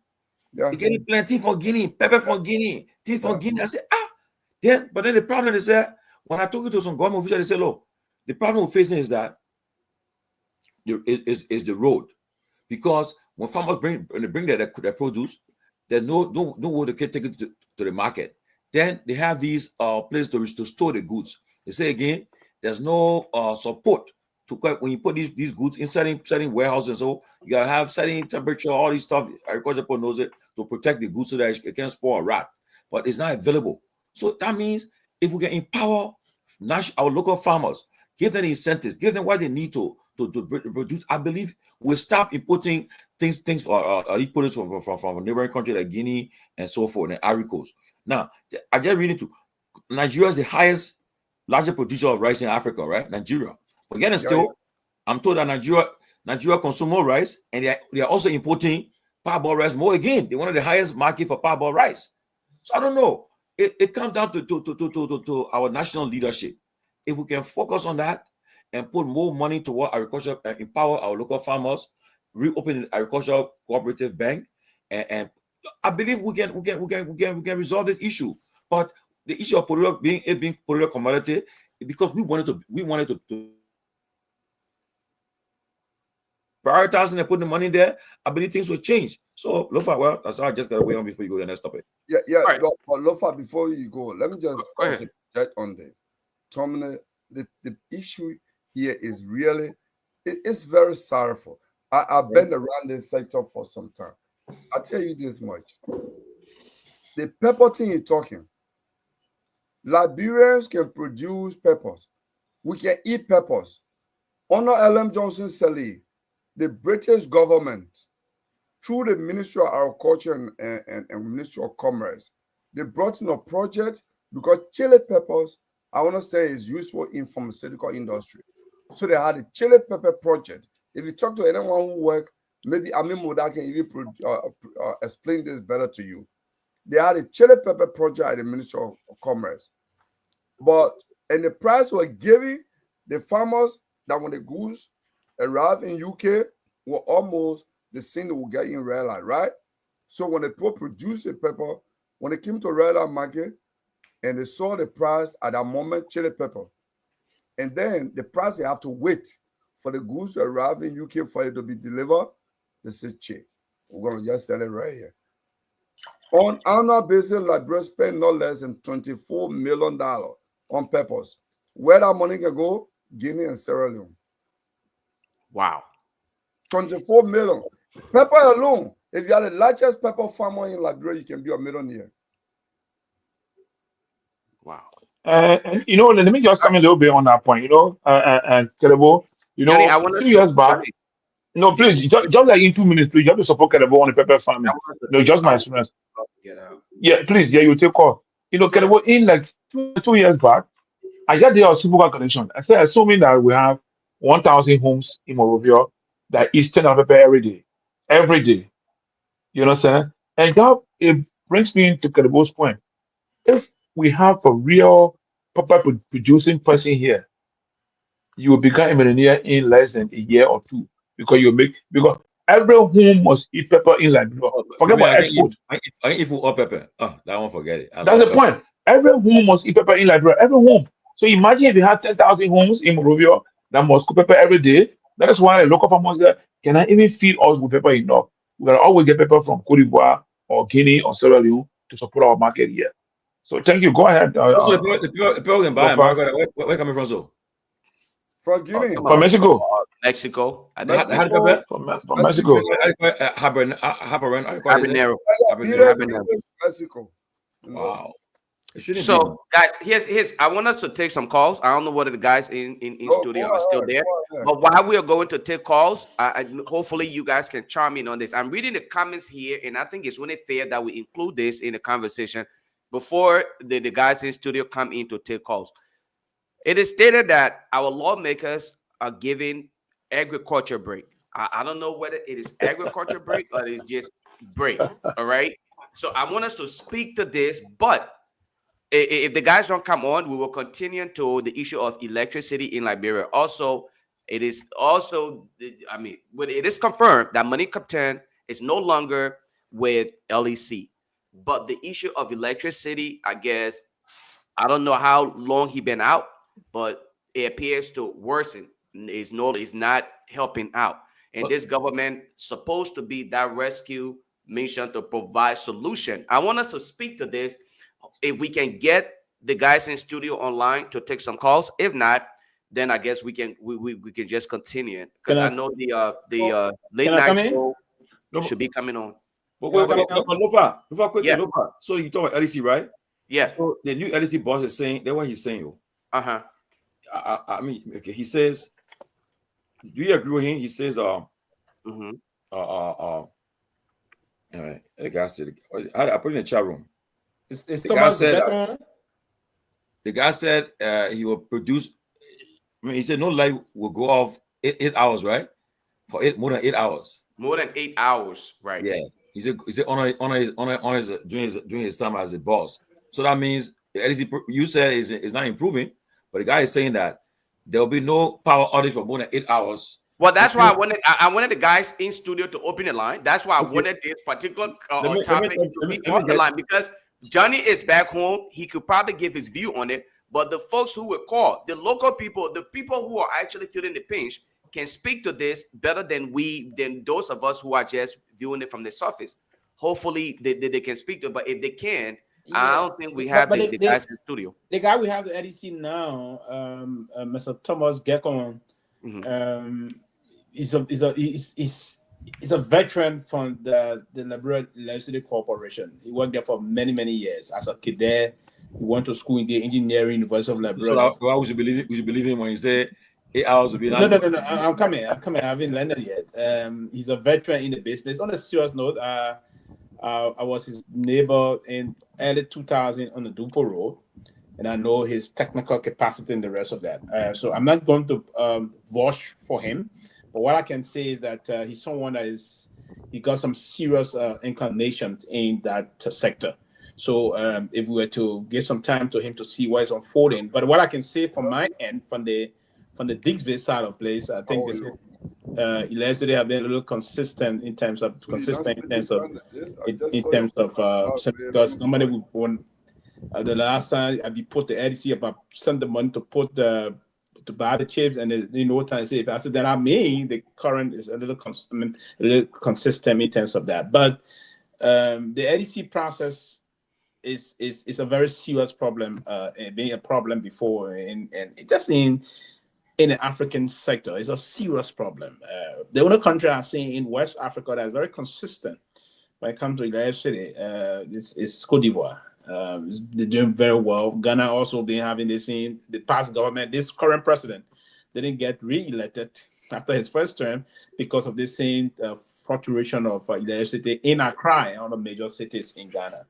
So it's a major thing that we have to consider on a serious note. If the guys are waiting, and you're right, the testament will come from the customers, of course, the people. Right. They will give the testimony, and from those we can deduce that the consistency is this and that. But one of the evidently you can sit here today and say, I can see the background of Johnny. I see a bright LEC light.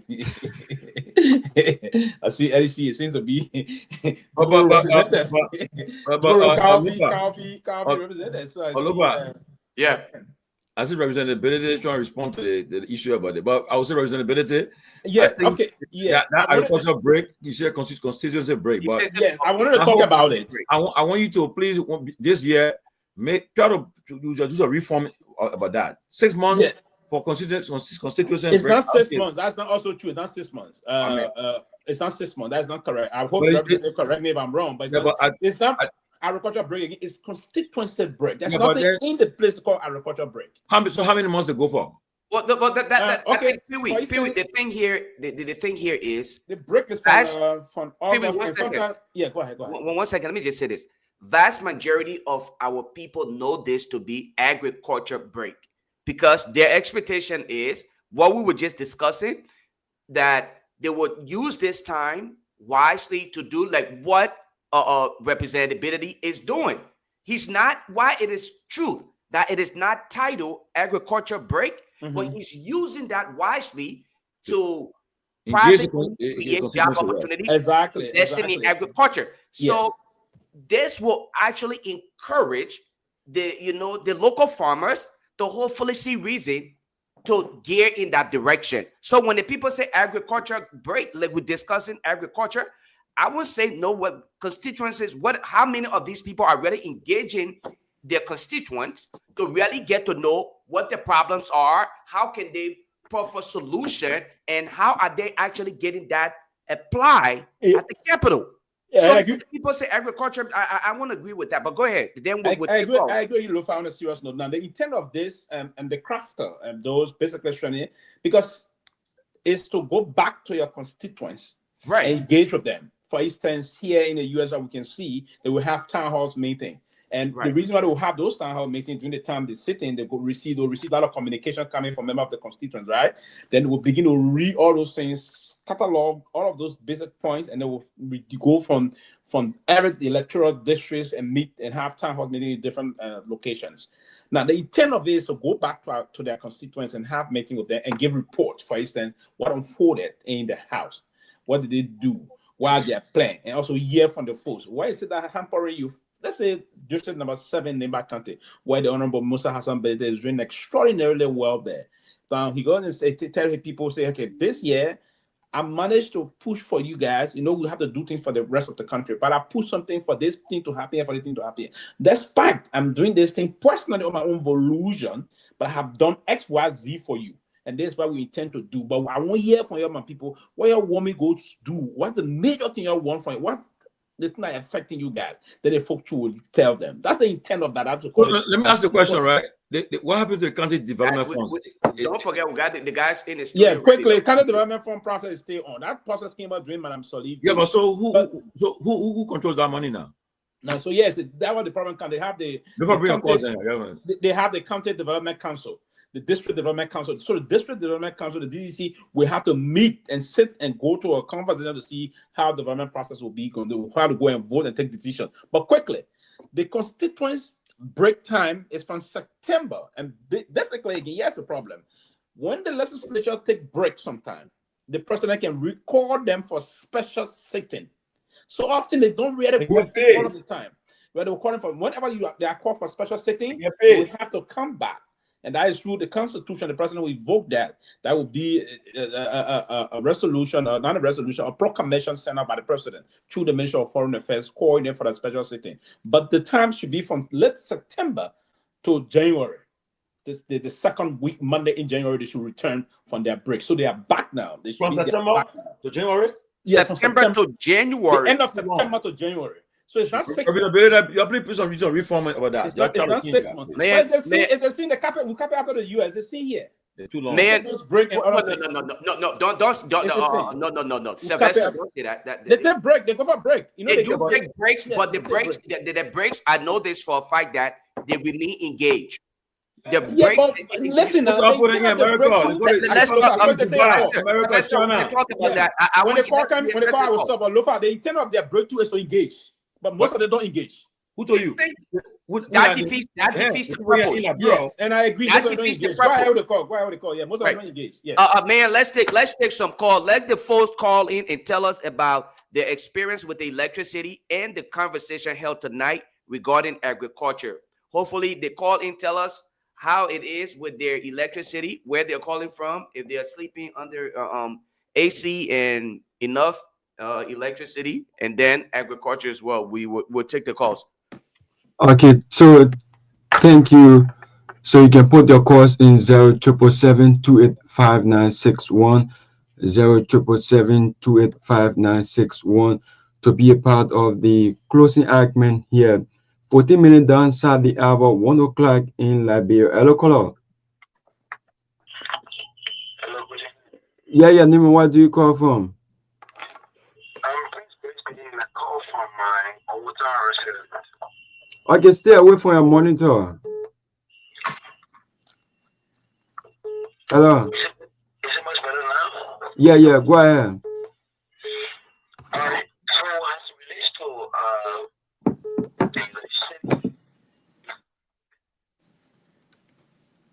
okay.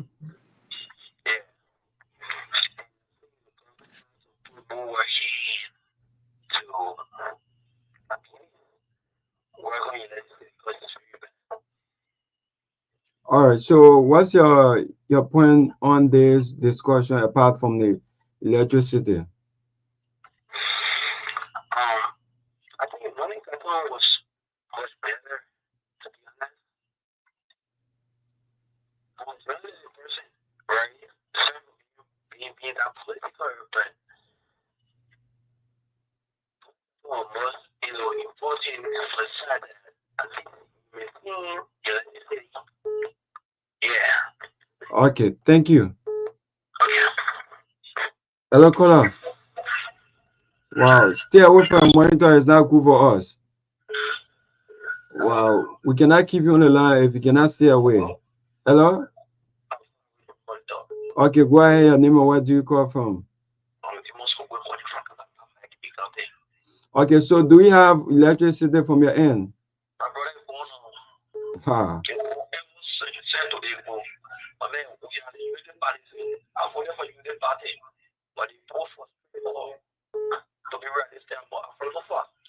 I follow him because he's my uncle. But now they just lost us. We are being here to start talking about it because we're running to be the opposition us in sort of now they put laughing at us in like right a brother just about that first framing in me to other people what he's told them to. Yeah. No worry. That just say we back one yeah. Okay. Okay. Thank you. Hello, caller. Wow, lost that caller. So 0777285961 to be a part of the closing argument here on Truth 96.1. Hello, caller. How you doing, brother? I'm okay. Your name and where do you call from? There's no email calling my Joseph here. Okay, go ahead. Listen to the conversation. I'm listening. I want to speak on behalf of the electricity. Okay, go ahead. Do you have electricity in your community right now?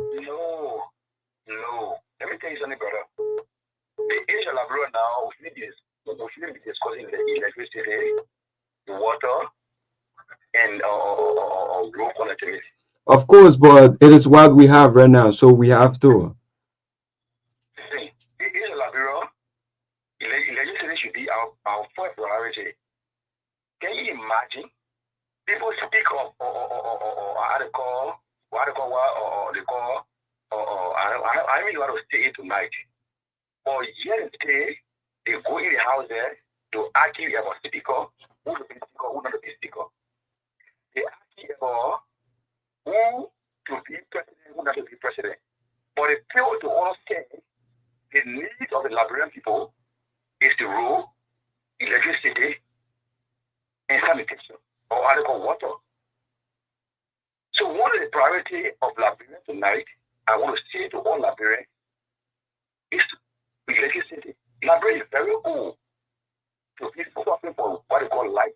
So like in the community, I see people or they calling people or telling people, other people saying that the current is low, I can't call into my area, you can call into your place, I can't call into my place. Liberia is too old for that.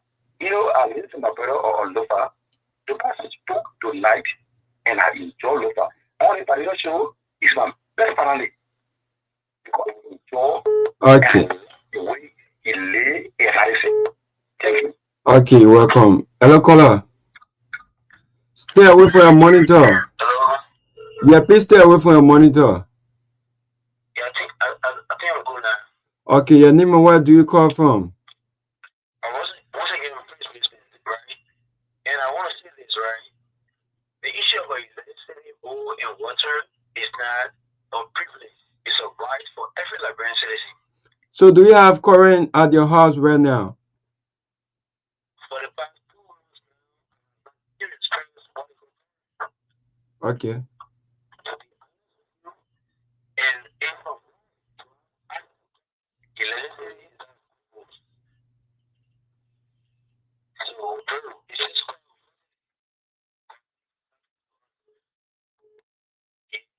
Okay. Thank you. You're welcome. Hello, caller. Yeah, your name and where do you call from? You coming broke on. Hello? Yeah, I'm calling for data. Oh, okay. Do you have current at the area?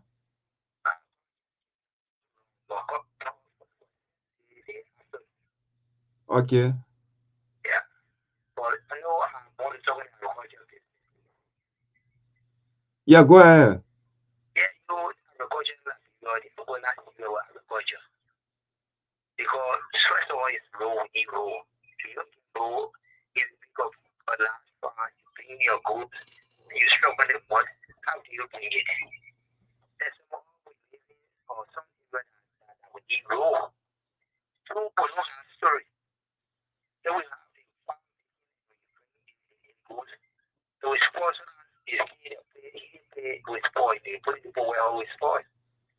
And we don't have no help also. But for me, I went to the YAPC business youth center. But now no bad no shop, nobody can go to it to get everything. Their girlfriend to the club, nobody. Yeah, nobody.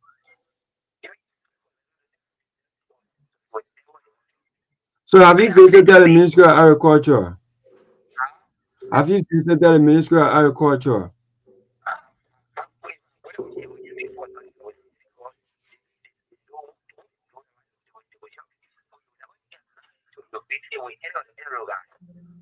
But you have to try to visit there. May take two or three more so we can get. I know you got to go home. I didn't know it was after 1 o'clock. Okay, okay. Thank you. All right. 0777-285961 to be a part of the closing argument here on If you don't 96.1. If you don't have a call, that's okay. It's kind of late back home. Let us not keep you too long. Let the guy come on so we can just close up on that. Sorry about that. I forgot the time was that far in. Okay. Sorry about that.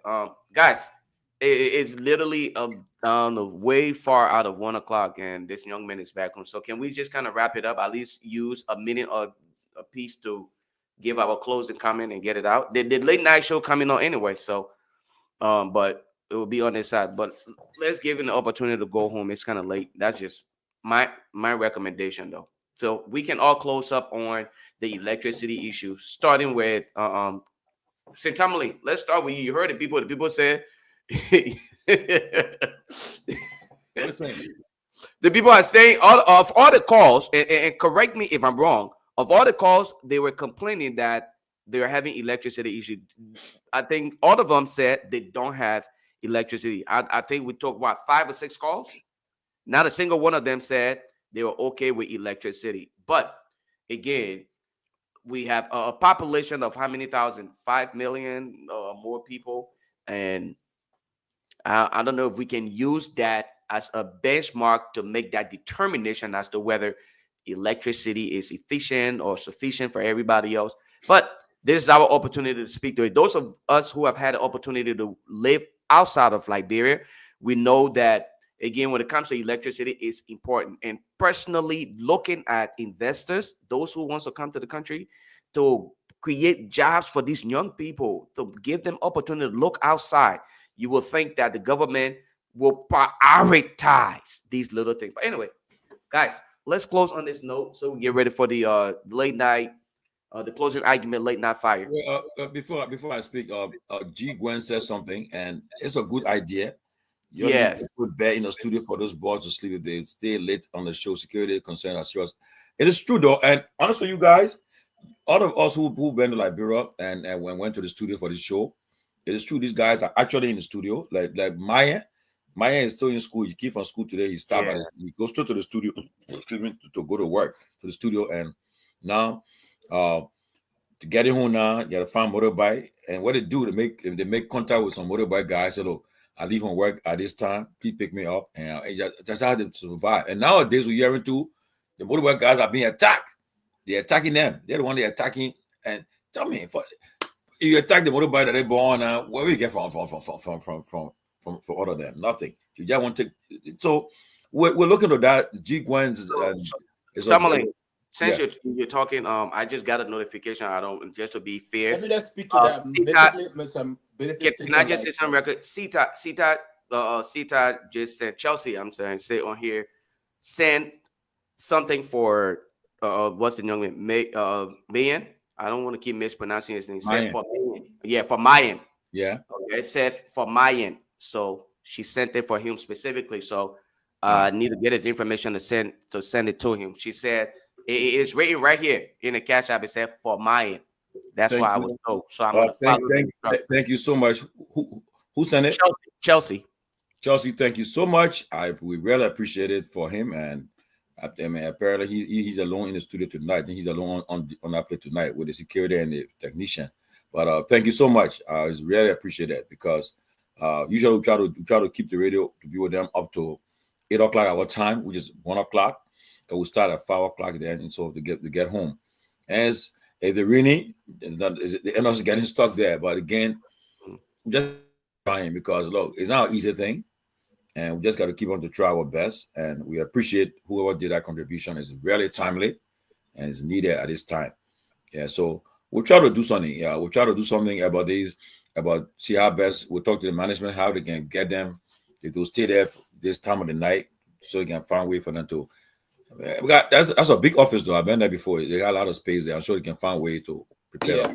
What I know before, that's the center. Have a newsroom, because normally you guys run the news. The newsroom will have. I don't know if it stayed there or not, but I know that the newsroom will have like a mattress, both for the female section and the male. Whenever because those are doing the editing of the news for early morning. Some they move in, they do late. Sometimes they pass the night there. I don't know if they still have that, but yeah, that's been around in most of the, particularly 2F and I know of.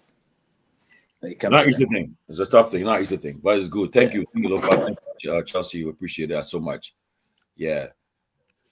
But Lofa, tell me the legislative issue. Look, I think the new guy, I heard that he came to the job with a lot of vigor, a lot of vibrancy, and so forth. And now I was told to, after the show yesterday, this morning I got a lot of inbox messages that somebody called me and said, look, right now they're putting a solar panel all over the country, all over Monrovia. So now in the next few months, Monrovia will be lighter. You won't see going easily. It'll be, you don't see that darkness come back again. But we heard all of that before. And I will say this: I do not want this government to fail. I want it to succeed. Because if they succeed, the country will benefit. Our family members will benefit. We travel to Liberia, we all benefit. Because look, I remember I gave one short story, Lofa. I was in Liberia in June last year. While I was stopping, I was taking bath at night and using LEC. My man, the current went. They got dark. I was like, what? I said, oh. I I tell him my brother, I said, tell him put the generator on quick. Because at that time, you're afraid. They play dark. He said, I keep outside, man. But the tower around me, I said, put a generator outside. Tell the people, man, I'm going to bathroom to put under the light camera on, because I'm going back there. And but man, just imagine you've been in America for all these years, used to this normal of current.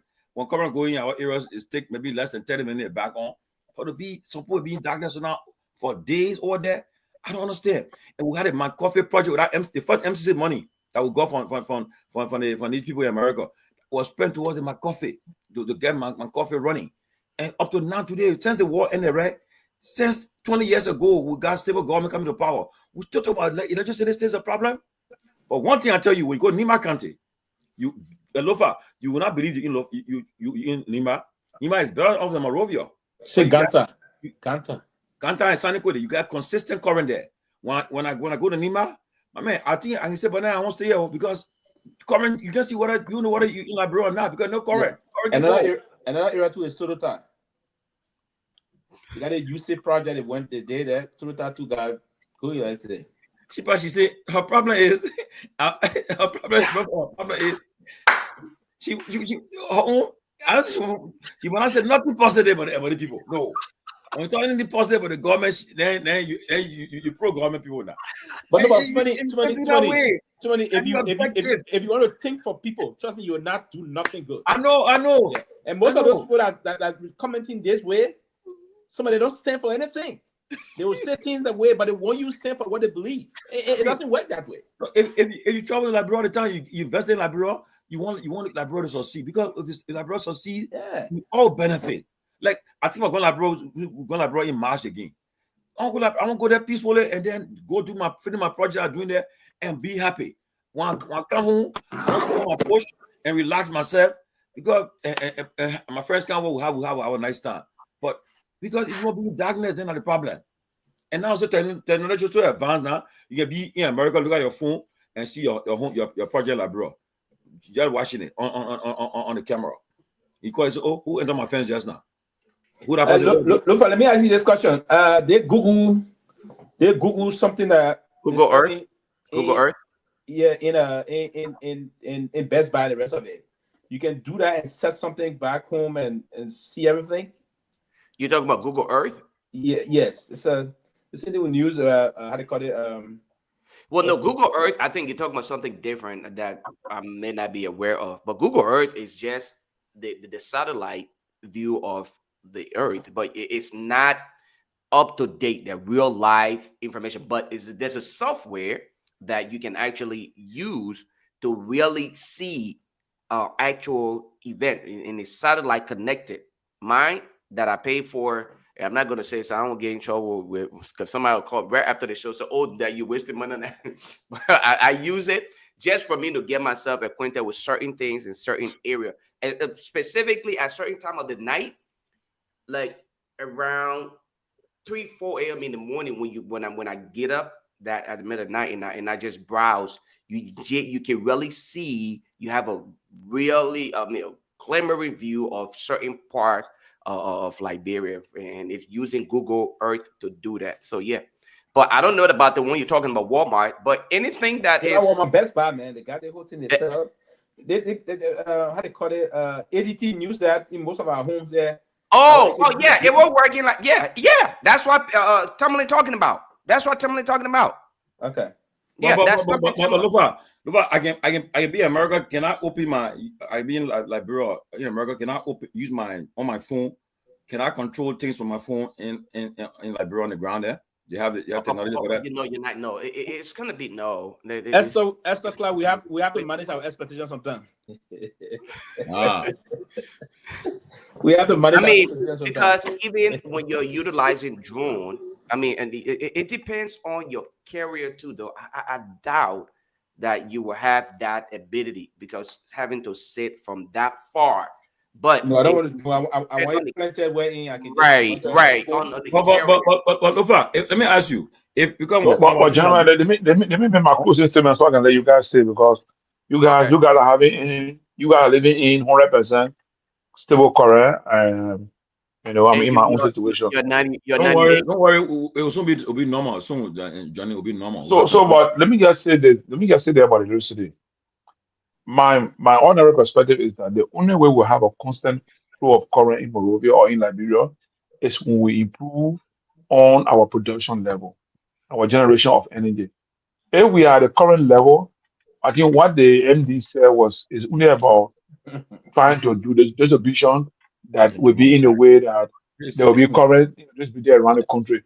But until we can improve our power generation capacity, we'll continue to experience power outage and power shading. That's going to be a fight for us. I understand before Money Captain left, I heard on one on the news that they were trying to get involved with the solar field that will increase our energy generation, and they had arranged something with people with Ghana. They were negotiating. I just heard that President Boga or EDC just signed an agreement on that contract with Ghana. So if we increase our energy production, then yes, I agree with the MD that they will be able to reduce the power outage by 8 hours.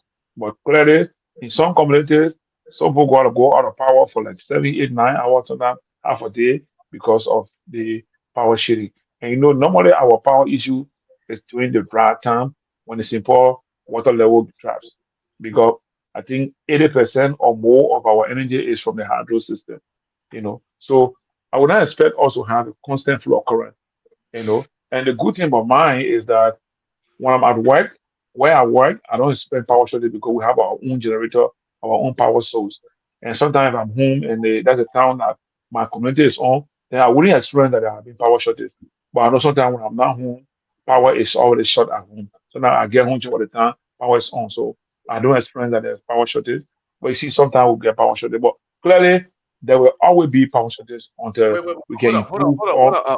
Johnny, I'm sorry. When you say you said when you get home, that's your turn to have electricity. Like, what do you mean? Like, So I'm just saying, probably the time I get home, that's when my community is on. So personally, I don't experience that there were power shortage now because so you say, probably so Johnny, So I what mean, I'm consistent. sorry, I don't mean to interrupt you. I just want to get a clear understanding. You're saying that it is scheduled based on a like time zone. So 2 hours for this community, 2 hours for that community. Is that how it is, or when electricity it goes for everybody? That's why I was just asking. No. It's power sharing. It goes from community to community. So like right now we are on.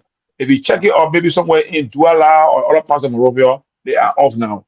And possibly maybe my home goes off in the morning when I'm already going to work and I will not know there's no power here. So but actually there's no time where the entire city goes off at the same time. It's power sharing between one place and another. In fact, so yesterday my tried to joke me and said, my man, you look like your own bucket land, because we are all in the same piece there connected to rehab area. Because the current have been a little bit constant. So you tell me, man, you guys are on bucket land. I said, well, thank God they put me on bucket land now. Okay, you know. But I mean, clearly on the energy level, we have to just understand that until we can improve our power generation capacity, we always have power shortage or power outage, in the country. But in the countries now, but like for example in Lofa, right, in the place they call Yandehun, right? Like in Yandehun right now, Yandehun is a 24-hour current, right? Yeah, they got a mini Yandehun is hydro there. 24-hour current because Yandehun, way back, pre-war, we used to have a missionary there that built a hydro on the water source there. Rock and not go on And in right? fact, Mini hydro. I wonder. yeah, then after the conflict, I think during my study term or first second term, there was some energy program that went on. They helped to revitalize the place, and they even ran a line now from that community to another community in that Yandehun community in the Bani region. So Yandehun is pretty much 100%, energy Also, supply. it's never go to current. No, they had to go off. In fact, the last time I was there, my man, you won't believe it, man. Every home has a heater of hot water. Wow. But then, my question I ask you, right? Lofa, Pewee and Johnny. So why is it Nima is experiencing very good current? I mean, the current is very stable. And why it can happen in Monrovia too? If that's so, what is happening in Nima era? Wait 1 minute. Wait 1 minute. Okay, we can see it happen in The Monrovia. issue, Because the issue in Nima, buying it privately from Cote the d'Ivoire. issue in Nima is that Jungle Energy that's owned by Mr. Floor and his company, they are the one who are taking over the system from the government, right? So they are responsible for connection, for power distribution, supply of equipment. So they have very strong, robust team on the ground, both in Bong and in Nima, that are following up to see whether the people are not doing power tech and other things. Now, our issue here in Monrovia is we are still looking up to LEC for everything. I bet you once LEC start to do it into private business, for example, the power station in Duporo supply PV is environment. If that place is in the hand of a private company, that company hire young men and women that will go around the neighborhood and make sure nobody is doing power tech, nobody is overloading the generator, the transformer. That's why Monrovia, we don't have stable current in Monrovia. That's power tech and overload.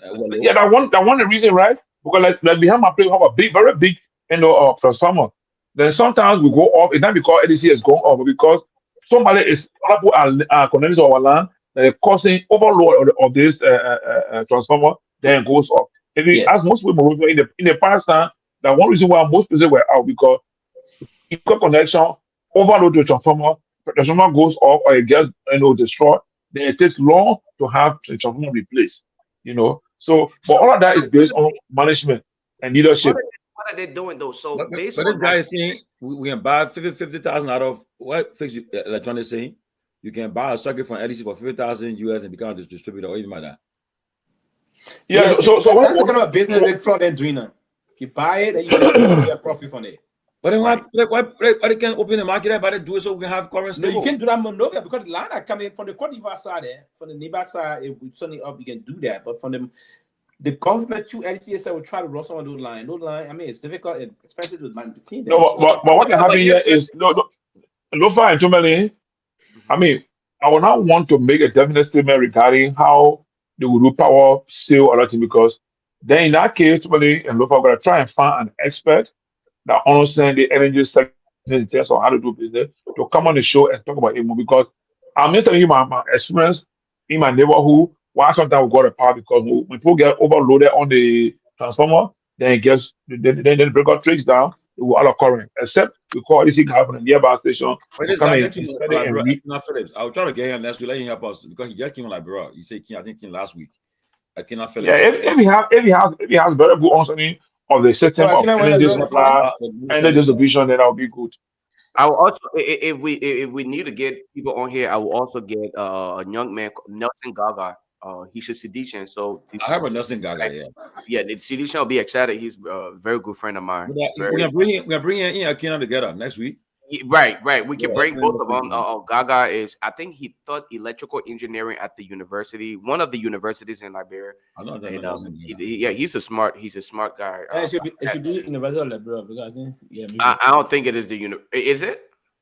Yeah, because electrical engineering and the Usha University like offering it now. Yeah, I think but he and I had a good conversation. We met one time. I think Tubman University will be teaching electrical engineering. Tubman University. Anyway, guys, let's close. So Tomalin got another show coming on. It's called the Late Night Fire.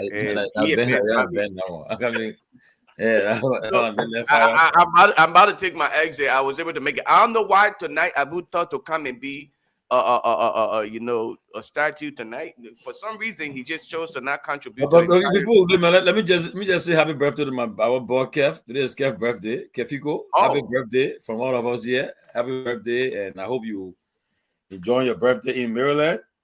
And I want to wish you the best. And continue in good health and God blessings in all your earthly desires and wishes you want. God, happy birthday for all of us, man. And once again, our condolences to our friend and brothers, Moses, Steve Boley, for the passing of his mother in Liberia.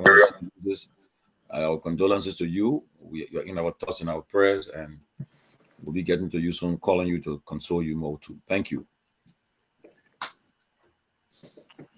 Guys, any one of you guys to go? We still got about 18 more minutes. We got about 18 more minutes. I mean, if you guys want, we can close this entire. I bet you, if I bring another topic, Abu will come on. Y'all want me to start another topic because What you want to bring? What you want to bring? Abu, wake us through, yeah.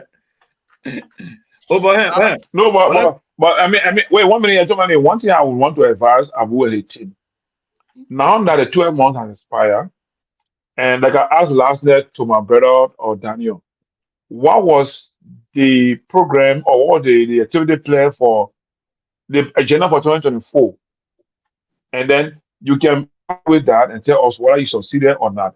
So I want to bring that forward now. For 2025, let us know exactly what is the 2025 development agenda of the government, so that by the time we come to an end, we'll be matching that against what they have done. Then in that way, there will be no need to be defensive or any other, because then it will be clearly empirical evidence we'll be looking at to evaluate the government level of progress, per sector. So besides that, also we can draw all our own metrics with different indicators. For example, closing argument can draw our own metrics on health, education, rural infrastructure, security, rule of law, governance. We can draw our own metrics and then we review what happened in the past in the government 12 months.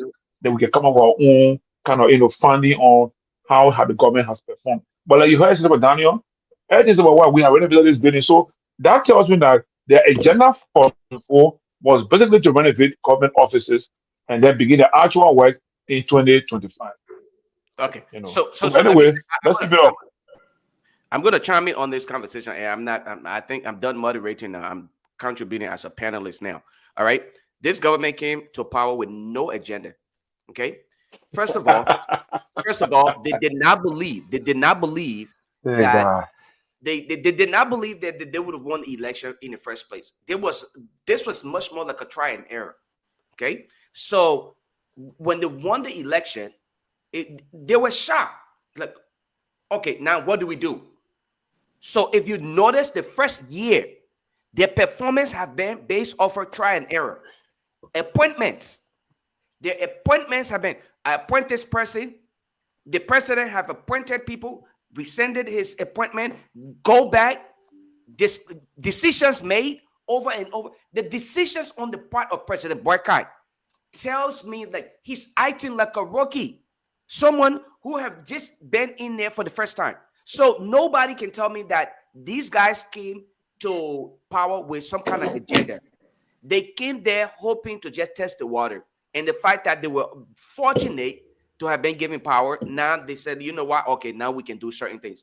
Other than that, I'll be honest with you, I don't think that these guys really have anything. Now that they have tested what it is like to be back in power, and because of their level of understanding of the environment and the ability to manipulate the system, they will be able to control how information is disseminated and how the public is aware. But it's unfortunate for a lot of them because you are now in the technology era. It is almost impossible for you to hide anything, especially if you've been doing something dubious. So the people will get to know about it. If you're stealing, the people get it. If you're giving more money than the people that are in the villages deserve for schools, the people will know, because the closing argument and other platforms will expose these things. Okay, if you're giving Patrick Hunter thousands of dollars for gasoline, then you're providing towards healthcare to make sure that the JFK redemption hospitals and other places are maintained. The people are given adequate, healthcare and attention. Guess what? The people would know. We will expose these things. So hopefully they can think about their strategy and don't think that they can try to, just politicize or try to maybe make it sound so good in their view as to how the entire situation back home is. But the economy back home is terrible. The people are suffering. Security is terrible right now. Everything else right now is just mumbo jumbo. So from my view, they came with no agenda. They have nothing to implement to. Maybe 2025, they will now craft an agenda and then start to build the foundation. Other than that, these guys are just, they're jokers. They're a bunch of jokers. I just got a release from they asked me to read it, right? There's a release that just came out from the Root of Law Caucus. Okay. And Liberia's hard-won peace and democratic progress are under threat. The government's recent actions, including arbitrary arrest and alleged torture of individuals linked to the Capitol fire, signal a dangerous shift toward authoritarianism. These arrests, made without charges or transparency, are clear attempts to intimidate lawmakers and silence dissent. The abuse of state power by the police and security agencies undermines the rule of law and risks dragging Liberia back into chaos. We will not tolerate the creation of a police state. Liberian people must stand united against these actions and demand accountability. We call on the government to release those unlawfully detained and conduct a credible investigation. The international community must intervene now to prevent Liberia from descending into crisis. The government must respect the rule of law, or it will face the full resistance of the Liberian people. Who is this from? The caucus. Liberia belongs to the people, not to a government bent on intimidation and fear. We will not back down. Signed, Musa Hassan Bility, Chairman, Rule of Law Caucus. Wow. That's a strongly worded statement. That's very a powerful. strongly worded statement. Tomalin, I Yes. think we should actually discuss that. They're literally close on that statement, though. Front page published something about somebody being in jail. I think they have exceeded the extent to which they can keep the person in jail, and the person have now filed or have taken filed a rate of habeas corpus on the Minister of Justice and somebody else to produce that person's living body. Under our laws, you cannot keep somebody in jail for more than 48 hours without charge. And if you don't charge them, the lawyers have the right to issue a rate of habeas corpus to produce the living body in court. So apparently, This guy have been arrested. You connected him to the Capitol fire, and he's being in jail with all charged for the extended period. So now they are.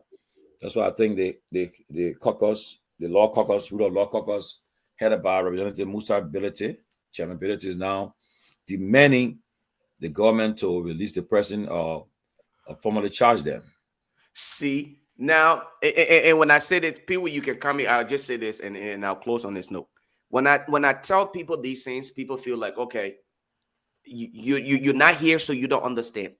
These kind of bold steps will simply buy you public sentiment, and the people will appreciate you. What Chairman Musa Bealded and his team have decided to do now, stepping up, speaking against these kind of behaviors, guess what? The people will appreciate you consistently. Don't make it wishy-washy, how when you feel like it should be talked about, then yes. Consistently. The reason why the people employ you, Representative Bealded, is to advocate for them. Your position is advocacy, but it was only titled differently by the government. The government titled it differently because they didn't want you to think otherwise. But 98% of your job responsibility is advocacy. Fight for your people. The fact that you're serving as that caucus chairman today, okay? Let me say to you, and you're speaking against what is happening, especially when it comes to the rule of law, I must applaud you. I continue to say this while it is true that I sometimes come hard at you for, but I think you were doing good, and I must say to you, thank you. I hope you and your guys can not only just publish this, but go beyond. Go beyond, get the family, get other people so that you guys can even, again, make a statement beyond that after a few weeks or days or hours from now, that individual must be released so he won't end up like the guy from Guinea. Thank you. But Pewee, I don't know Pewee ready to come. But let me say this though. Look, this, I think Pewee alluded to it earlier. The new government, when you come to power, the first year people give you some slack. But then your second year, which is now the 2025, I think this will be the last year they'll give you slack. So this year, people they expect a lot from this government to do a lot because the president made last year. They said most of it will be used for results this year, and most of the MOUs that were signed and that were brought in the country, we're told that it will come into effect this year.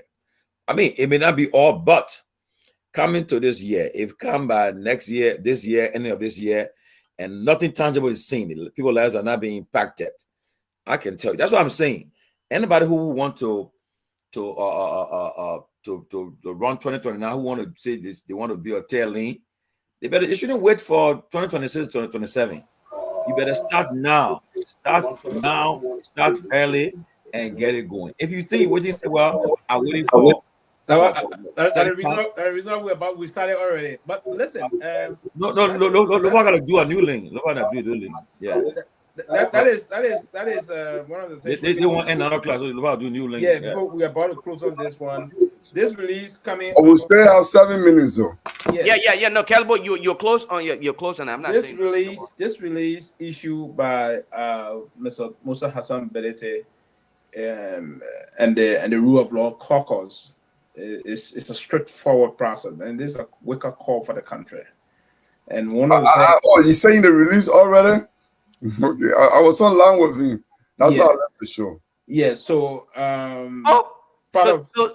anyway, go ahead. Part of what you see in the release here will clearly indicate to you to know that it's strong. Yeah, it's a Liberia have won peace and democratic progress. Wait, Pewee, you said what we state. You included yourself, so you're part of it. Remember the what does it? You said what we stated. What the release said. No, you said what we stated in the release. Okay, I'm just trying to make sure. Okay, maybe you said what I misunderstood. You want to catch you? No, but listen, but listen, I'm saying the release. Dude, there's no need to beat around the bush. Yeah. If you ask me, the Farmers Party is going to be one of my brainchild. But listen. what I'm doing, I'm serving the capacity as a spokesperson for Mr. Ability. So if I say this, I think Mr. Bealded, breaking news. You're probably used to that issue. That's the breaking news. So if I say this, if I can make quick comment. So you want to yell if I say we. So I'm not a member of the caucus. But one thing I want to emphasize here about this release that is that will resonate a lot here is this point. Is that the government recent action, including arbitrary arrest and alleged torture of individuals linked to the Capitol fire, signals a dangerous shift towards authoritarianism. This is profound on a serious note. And if you see these kind of things unfolding in the country, and that's what I said yesterday on this show, to come up and listen to the president say this is an act of gangsterism or barbarism, right? Of vandalism, if you will. And then when the president spoke, a minute after the president, the police director came and said, "That's awesome." With no iota of evidence, no level of investigation whatsoever. But that you will have prejudiced the case. And that's part of the reason why we have the kind of a faulted report coming out of the National Police and that of the Liberia National Fire Service. It's dangerous to arrest individuals on the basis of sentiments or hearsay or on the basis of just assuming they may have colluded whatsoever. It is tantamount to undermining the rule of law. And that's why it's tantamount to we should not allow ourselves to degenerate into those kind of a process. It's wrong. It's hard time that we call on those that are trying to do these things. And the caucus, as Lofa was trying to say, let me get myself. I'm not a member of the caucus. I'm not an elected element. But I believe in the quest of what those individuals are all engaged in, including the chair of this very powerful caucus. Right? They stand for the rule of law. They believe in the democratization of the country. And these are the kind of things we all should stand and promote and protect fearlessly. And that's why multi-partyism came about.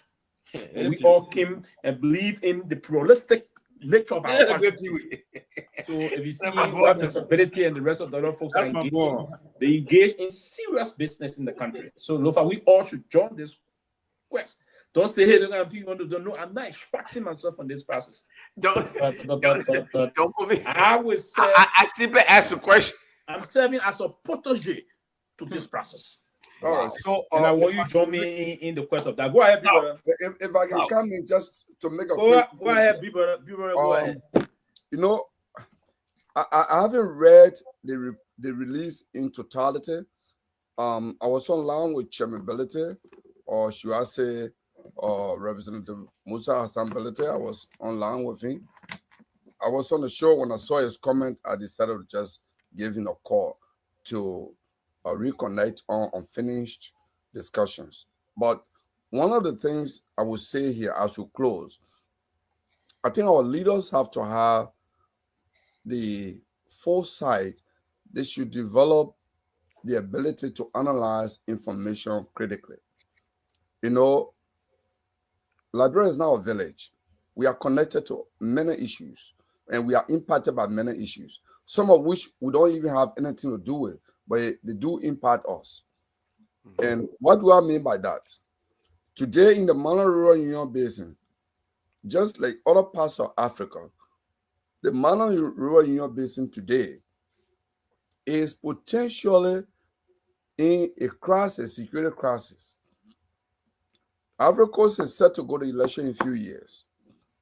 The Ivorian government has asked the French government to remove their military base in the country.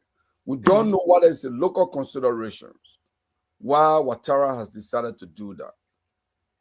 Is he trying to change the term limit again to go on, or is he trying to impose a successor that may lead to crisis for which he wants the French government to be out?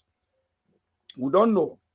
And if that happens, the country that gets impacted mostly immediately is Liberia, because of the population, the ethnic group that we have come up boundary with in the past conflict. They play a prominent role in the conflict in Ivory Coast. That is the Guerre, the Kehleboe, and the Crown.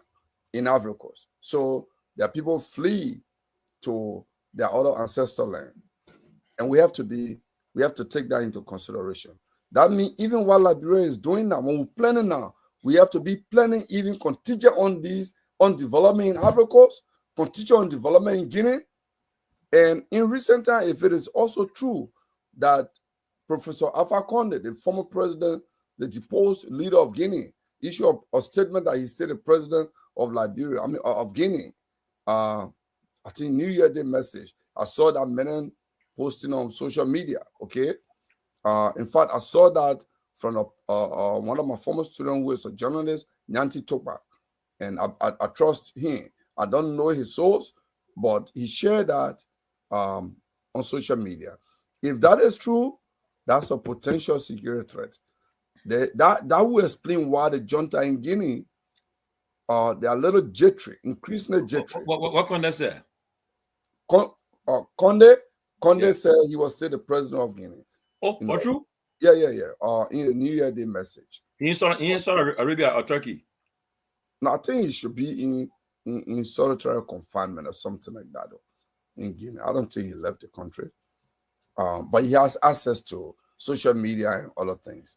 Then in Sierra Leone, it is my information that under the current arrangement, the current president in Sierra Leone, I understand the tension, political tension in the country, it's very tense. That, in fact, if you are going to Sierra Leone as a stranger, you have to watch the color of the clothes you wear. If you got in the opposition flag is some green or whatever, and red or something, if you wear those kinds of things, you are into serious problem, or you may get a rude awakening in some quarters. So if we have a country like this, where the political tension among citizens are even rising, and people are beginning to talk about that. In fact, on Spoon the other time, Representative Melvin Snow talk about that. Wow. That in Sierra Leone, if you go in there, he said they were actually on a trip as an ECOWAS delegation, and they were advised not to put any of those colors on the clothes of wear. Oh, which color now? Wait. Yeah. Which? Yeah. I think the opposition color. I don't know, but he talk about it. He said if you. I'm sorry. I like to get everything on things. They got the ruling party color, and you want to talk to the opposition, they will not even give you. You will not be wearing that intentionally, but you just go in the market. You probably purchase your clothes maybe 5 years ago, 10 years ago, and you got all the mixture of colors because we Africans wear a lot of colorful stuff. You may get it will be misinterpreted that you are this person, that's why you're wearing this. So if you take all these things into consideration, that what is happening, the political development in Sierra Leone is not encouraging. In Guinea, it's fragile. In Africa, there is a rising tension leading to the Ivorian government telling the French government to shut down the military base and leave. Then in Liberia, there is political tension. We must be in a serious thinking zone here. And our leader must wake up now to solve the economic malaise in the country. They should not keep the poor children in the street for long. That's a potential danger. That's what I would end. Well, I got something about. I'll introduce it to our next segment because I want because yeah. I gotta go. Yeah, so I'll introduce the next segment. Something I wanted to bring a topic about next segment. So yeah. Bring it to the all right. fire. So we gotta leave. But that Pewee close up so we can go there. Basically, what Mr. Gongloe says is something that the region will have to pay some attention to because regional stability is very important, particularly post-war country like Liberia. And all of the countries in the Myean Basin, the section of Guinea now, but Guinea went through some instability also. All the countries are conflict-prone country, if you will. The Côte d'Ivoire, Liberia, and Sierra Leone went through more cataclysmic crisis in terms of comparing the crisis of the two other countries. So it is important that the regional leaders pay some attention. And as part of this, that the Myean Basin even invited Côte d'Ivoire to join. So we have 4 countries part of the MRU now. and the Sakitara is based in Freetown, Sierra Leone. So they should begin the process of trying to do more. I would encourage them to get involved into soft diplomacy instead of hard diplomacy. Soft diplomacy is very important here. Get into negotiation and find some way that you can amicably resolve these situations that will avoid potential crashes. The region is stable. A lot of things going at this kind of time. It's good. We promote trade and commerce. That is very important towards our good neighborhood institutions that we have around. So that will promote a lot of things going, promote jobs in the region and the rest of that, instead of trying to bring attention, because the French took right around the Ofoboy International Airport. As when you leaving the airport, entering into Abidjan, you notice huge presence. It brought some level of crime and the semblance of security in that region. The French being in that country for many, many decades. So I think it's important that we do take note of that, because crisis in Liberia also had the potential of at the time spilling over early 2001, and how Rabah Gay and the rest of the folks, the whole thing started. It turned into a very major civil crisis that plunged that country into a bloodbath that led the former president and his wife to even go to jail at the RCC. So it's important that we do take some notes from that process. But I look forward to being part of the next segment coming up soon. So probably we'll take some time to discuss that and discuss this release that came out from Chairman Bealded and that of the caucus. So I want to close on this note. You know, I listened to my brother Pewee said I guess the region is safe. Let me give you a little bit, just a little story. I say I've been relatively safe. Okay. So you know, peaceful, relatively peaceful. Somebody made a comment on here earlier and said this is like the crib and blood. Basically, what that tells you is if people are now saying it's something similar happened in Liberia, where if you're sedition, there came a time in Liberia where seditions were not comfortable. I remember there was an incident where a young man was wearing CDC, I think what it was, a shirt or something, and he was attacked in Liberia. And that's a scary thing, because similar thing happened in the gang war, right? Where even in New York, specifically Staten Island, Park Hill, where we had to go to school. If you attended Newdorp High School and you were going to school, you were careful not to wear red or not to wear the crib kind of blue, because if you were not a member of any one of those gangs and you had to ride the bus to get home, and if you were flagged, you couldn't respond, guess what? You get the beat down. You see the problem with it? Now here we're talking about an entire country that is talking about having to just color people. I'm scared. I'm afraid that this is going to get really bad, because there will come a time where people will not even feel comfortable moving around. So, where do we stand? For Liberia, we don't want to be a part of their problem, because we can't even sustain ourselves, but we depend on them to some extent. I think it's kind of scary. For me, hearing these kind of things from our neighbors, I'm scared.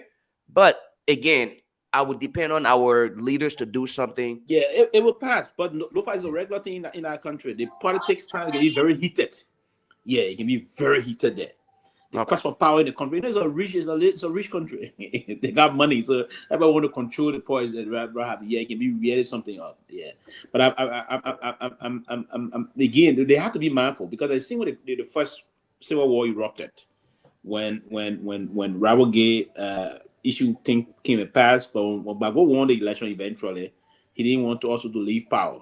So that's where the whole thing came from, So, but I hope they will turn it up, and I'm inclined that this old man, this old man, I think he's 83 or 84 years old. But he looked very energetic. But he's good. He's doing a lot of development for the country. The last time I entered that country, you see the country, you think you're in small Paris. Pewee, you should be the last person talking about another country's president age. Your president is what, 24 years old. But no, guys. Yes, what I just said. I said he's 80 something years old, but he looked energetic and strong. But he's a reformist. He's doing a very good job in our country. Yeah. Yeah, he's developing the country 100% super. It's a big country. Everybody, the young people are enjoying, got involving in businesses. The agricultural sector is being controlled by the young people. That's why you see most of them drive their Mercedes, Benz, BMW. They let chase a car, all these and other things. That's what the guys do there. You know, you go there, you know, you in the morning, you go and say, on a serious note. So I think they will protect their country. One thing they love their country, they're not going to degenerate into chaos. All right, guys. And in closing, let's just say thanks to Chelsea. Thanks for the the kind donation. We appreciate it. Myean receive whatever it is. Well, we appreciate you. Thank you for doing that. I mean that was very thoughtful of you, guys. Good night. If nothing else, we'll meet on the other side, right? Yeah. Well, not me, but I think I'm a little tired now. I'll just sit back and follow